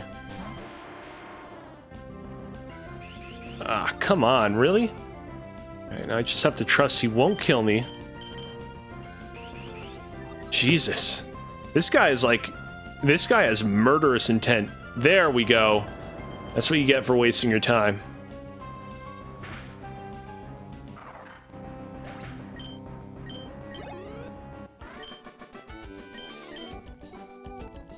Alright, let's have a look at our party. I think there are a bunch of Pokemon down here that, like, they're not going to participate in the battle, really. So, like, do we even really need to level them up all that much? Like, Karzani could be useful, though, but... Well, there aren't a lot of trainers around here. We definitely should level up these two guys. Alright, let's go to the Trick Room House, and let's gain a few more levels, and... we'll figure things out from there. It's a one-hit KO room.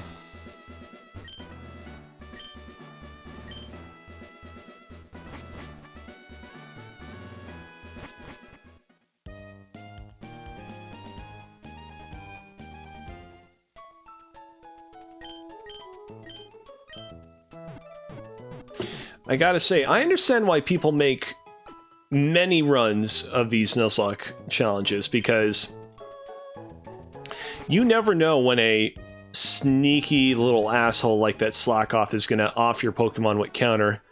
But once you know of that Pokemon's existence, it's quite easy to kind of anticipate when it's going to attack again and really just give it its comeuppance for ruining your life last time.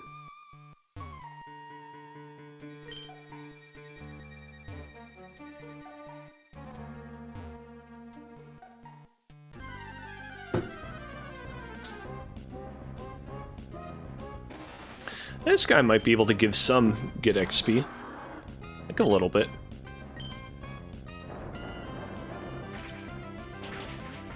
Goodbye.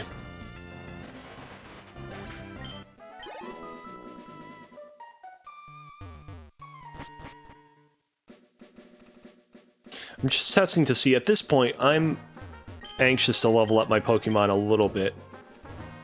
So I want to see if there are any trainers at this point in the game that I can rebattle. It doesn't seem like that's the case, unfortunately.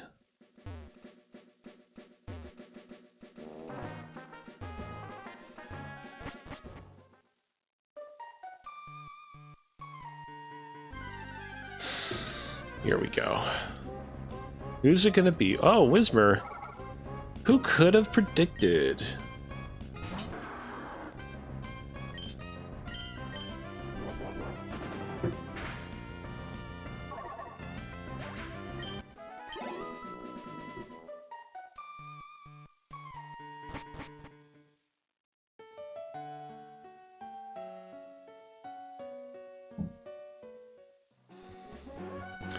Maybe this guy. If I could battle this guy again, it would be great because he has a lot of Pokemon. Actually, I just realized I can use my Pokénav to figure out who I can rebattle right now. Can I rebattle anyone? Nope. I guess my prediction is I think I have to beat my dad again if I want to battle people again. That seems like something the game would do.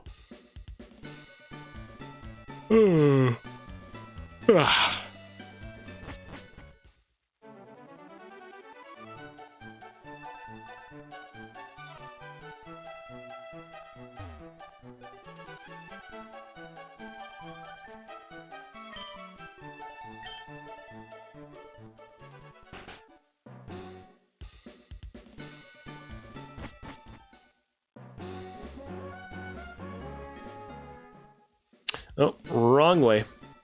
This is the way to the Trickmaster house.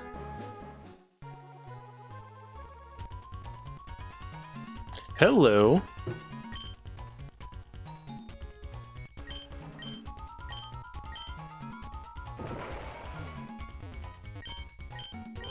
Well, let's head on in.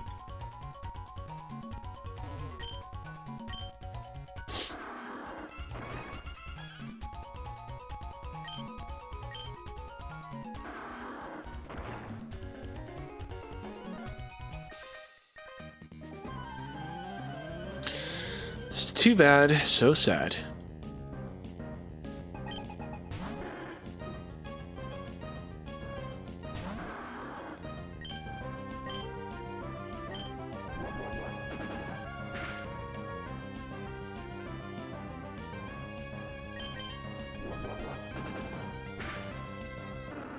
Goodbye, Kecleon. There's a lot of experience points. Alright, and next up, let's swap in Graveler.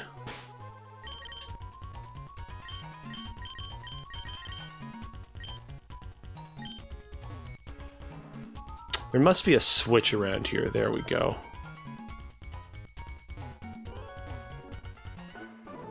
This guy probably has like a Geodude or a Graveler of his own, or maybe a Machop, so he can rub it in my face.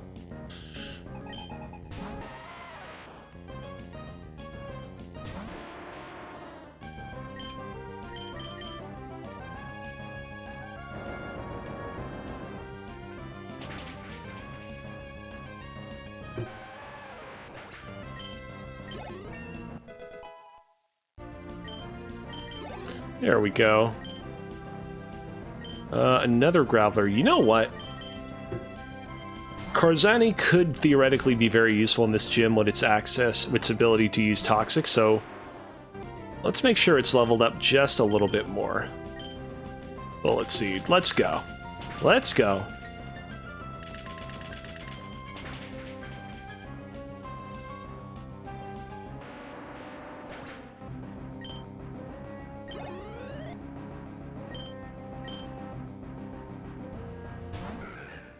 This could have also been a good trainer to level up Pelipper a little bit more on, but I'm alright.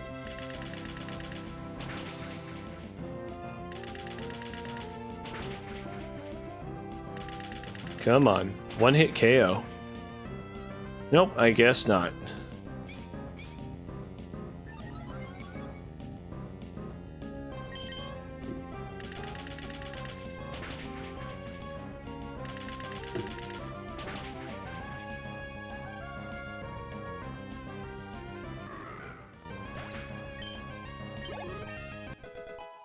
And there we go, level 23. And that's a pretty good stat gain, also.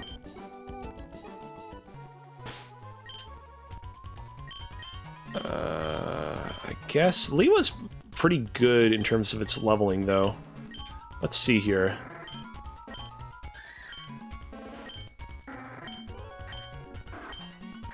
I guess the only two Pokemon on my team at this point that I would want to level up a little bit more are Karzani and Krika. I could get them to levels 24 and 25, respectively. That would be, like, not bad at all.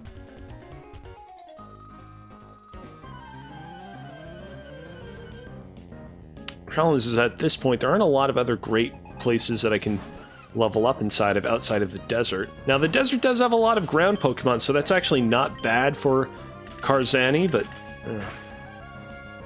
there are those really annoying Sandshrews. A lot of them.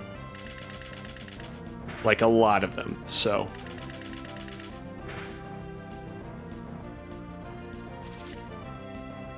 I'll definitely stop by that route just to sort of see how a go or two with the Sandshrews go, and then I'll make a decision.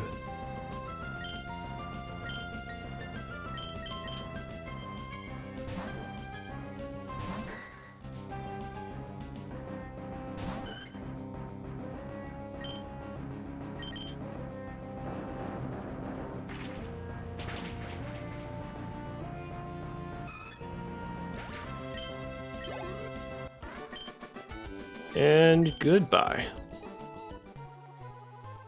There we go.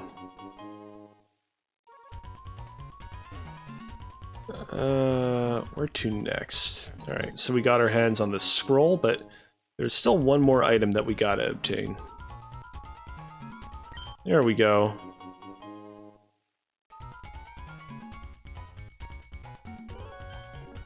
And now we need to figure out how to get back to the exit. This is not going to be easy. Not going to be easy.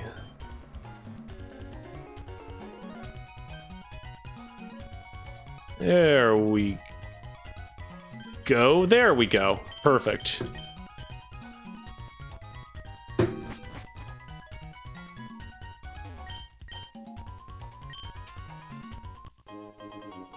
Yeah, there we go. We should give that item to one of our Pokemon. I feel like Anorith, Marshtomp, and Graveler would all benefit from it. But who should we give it to?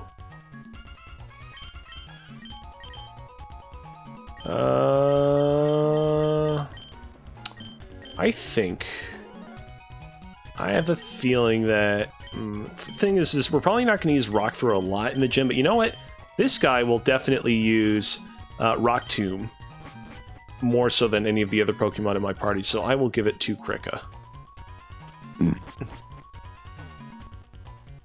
Alright. Damn it. Unfortunately, we don't have Fly yet. Very soon we will have Fly, and that will no longer be an impediment on our quest. For now, let's go back upstate. Let's see if we can level up a little bit more in the desert, and then we will take on Norman once and for all.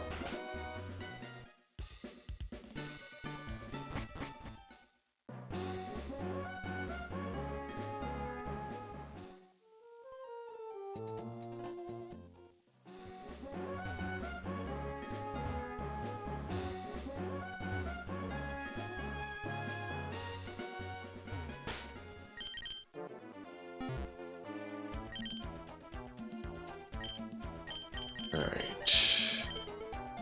Well, no other way to do it. We gotta just head into battle. Maybe we'll encounter a trainer that we haven't fought before. Maybe they'll have a Sandshrew. Oh, look at that! A Sandshrew! Speak of the devil! Quite literally.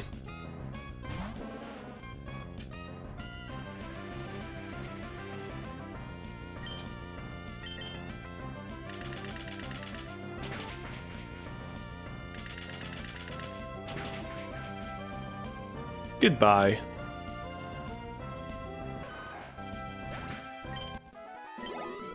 It's a good experience gain, at least.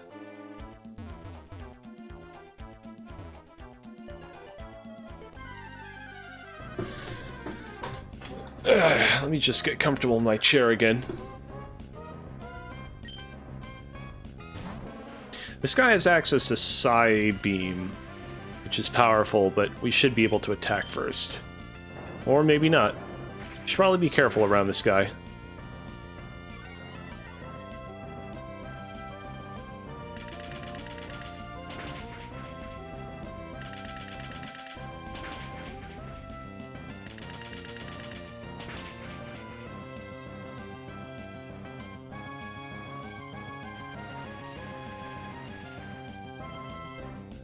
Yeah, this isn't a great route to level up inside of, if I gotta be 100% honest.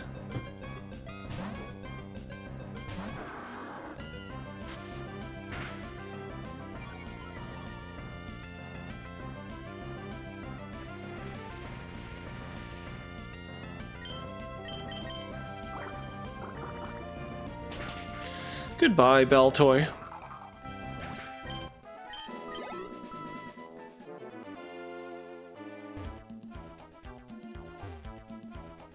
It's almost like that trainer was trying to deliberately avoid me. There we go. Another Pokemon that will give us quite a bit of experience points to go around.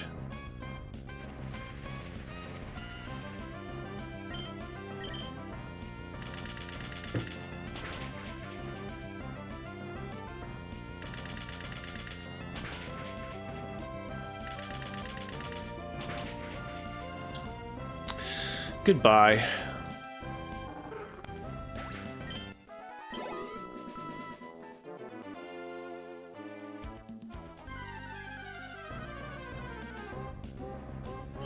And I think after this, I'll probably go to the route just below this to finish leveling up Anorith.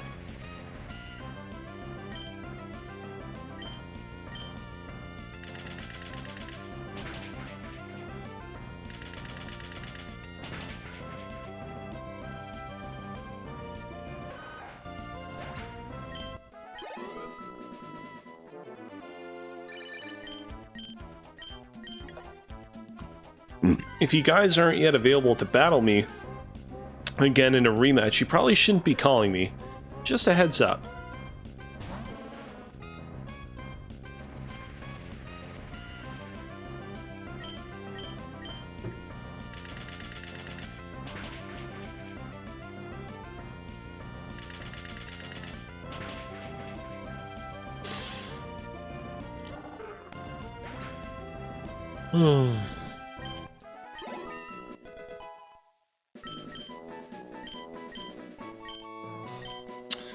Actually, I'm glad that I got him to this level, because having acid at my disposal is actually pretty useful. I'll delete cut so I can learn acid.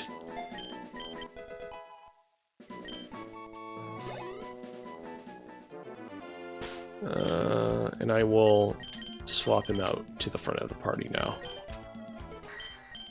There we go.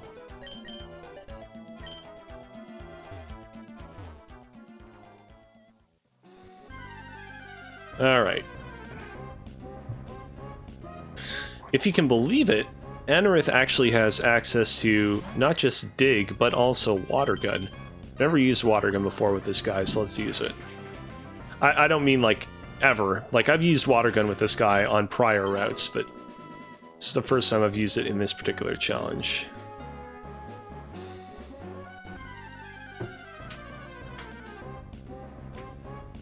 I guess the Pokemon at this point are so weak towards me that they pretty much just crumple immediately.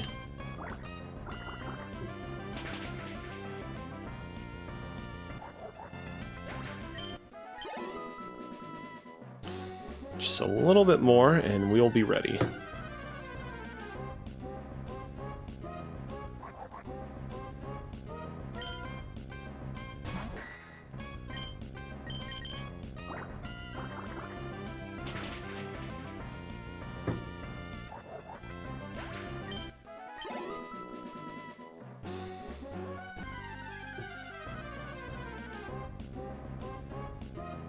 It's kind of pretty good luck that I was able to encounter 4 Numels in a row.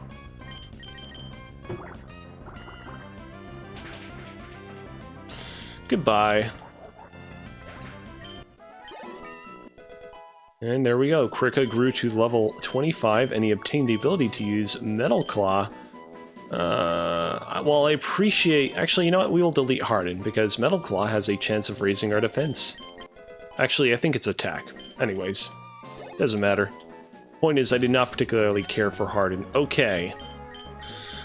Let's go ahead. I'm gonna swap Liwa to the front of the party, because he is going to be the mainmost Pokemon that we're going to be using.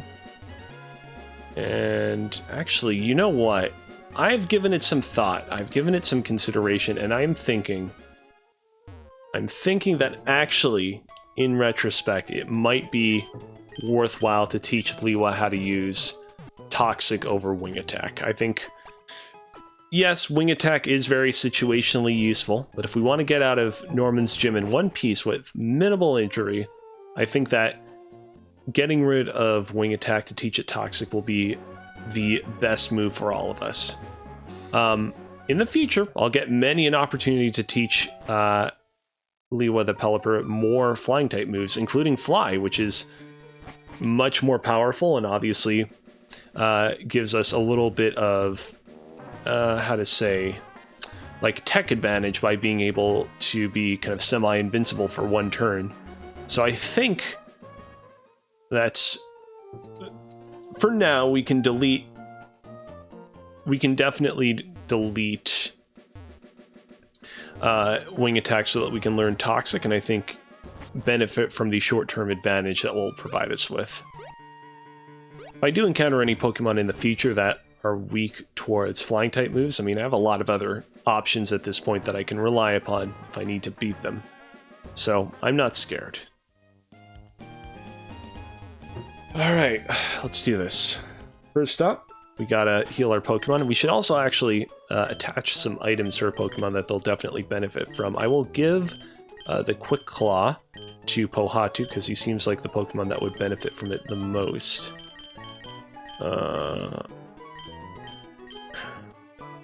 Let's see, I should probably buy some more Super Potions as well, just to be on the safe side. Thankfully, there's a Pokemon Mart in town that we can use, so we'll be using that.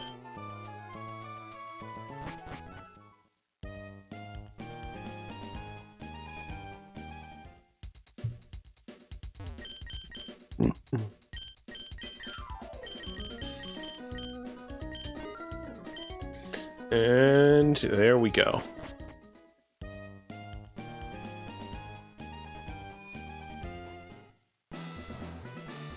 Oh, and of course, last but not least, before I forget, we're going to teach good old Pelipper how to use Toxic.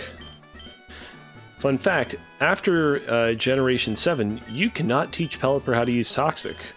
So, let's thank our lucky stars that we can do it here and now.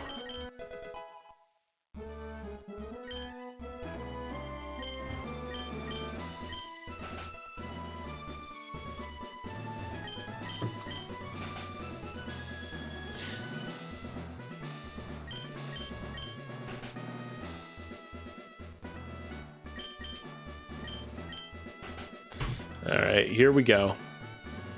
Dad, here I come.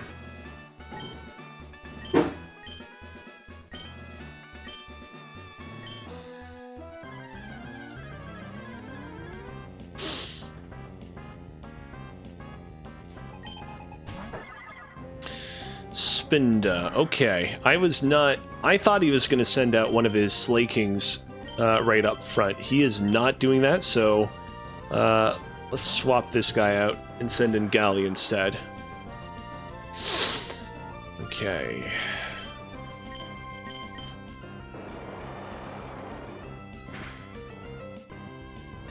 Wow.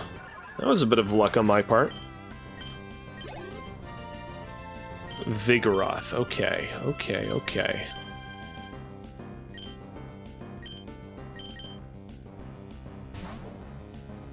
Hopefully this guy doesn't know how to use Counter 2. If he does, I might be in trouble.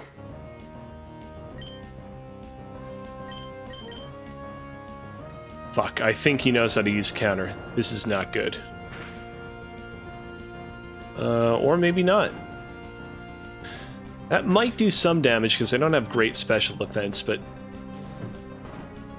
I don't know why I attacked first that turn. Oh, because of the Quick Claw, that's right.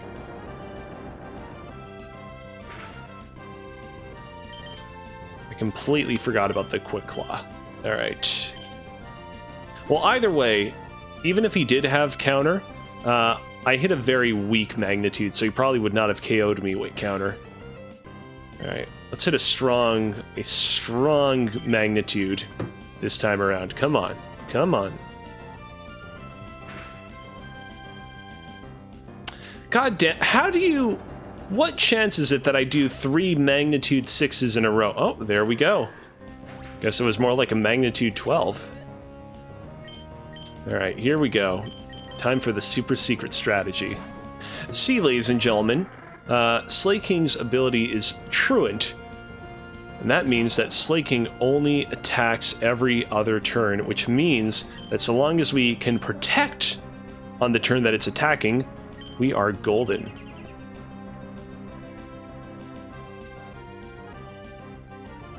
And if we don't attack on the turn that it attacks, if we don't defend ourselves but protect on the turns that it attacks, we are super screwed because it has Facade, which will completely rock our world if we are not okay. So we got to be very careful that we select the right moves at the right time.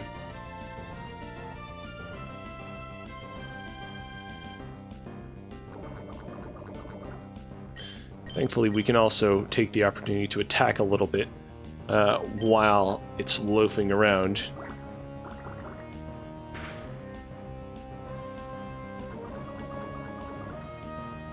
There we go. Protect.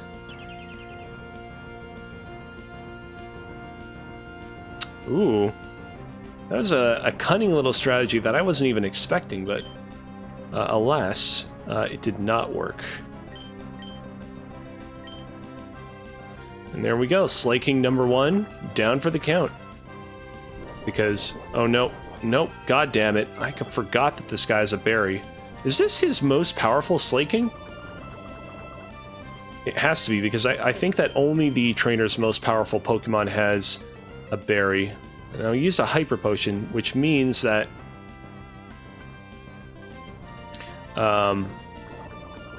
he's not going to be able to attack the next turn. So we will use that to our advantage.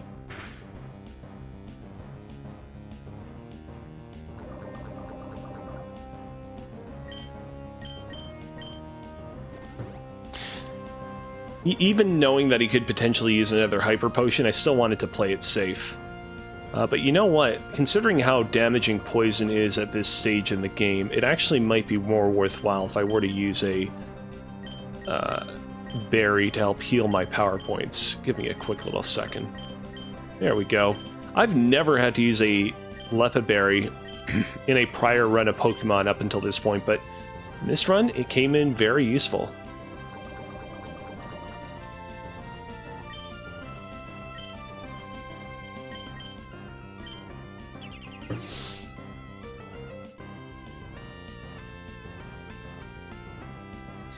Goodbye, Slaking.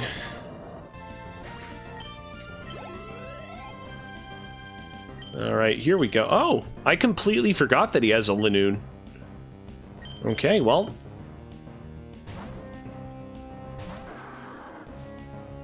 Guess we won't have to deal with another Slaking. Not that it would have been a huge issue anyways.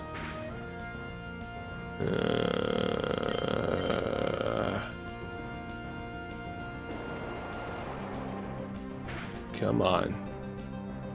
Oh, another critical hit. And his speed is lower. That is unlucky on his part. And with that, ladies and gentlemen, we got our 5th gym badge. Applauds all around for the courageous Pokemon that utterly wrecked shop with Norman. Kudos to you guys.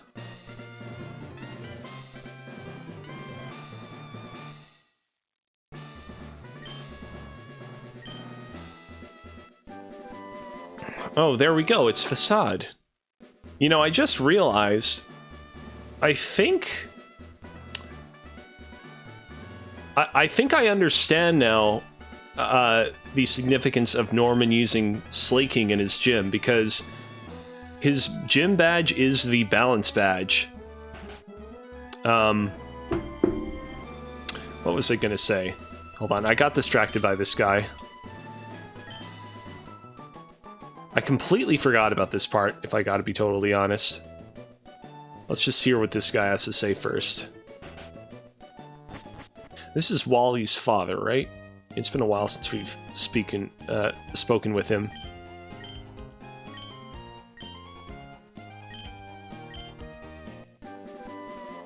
Hell yeah, here we go.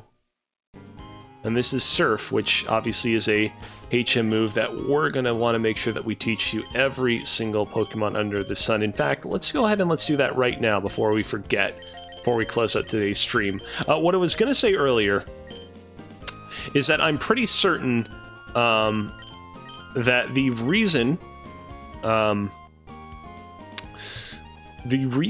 why Norman has this Slaking is because his gym badge is the balance badge, and the thing about Slaking is very powerful, but he has to wait every time that he does a move, and so in a sense Slaking is kind of the perfect epitomization of balance. Very powerful, but with a significant drawback to that power. One move for attacking, one move for resting.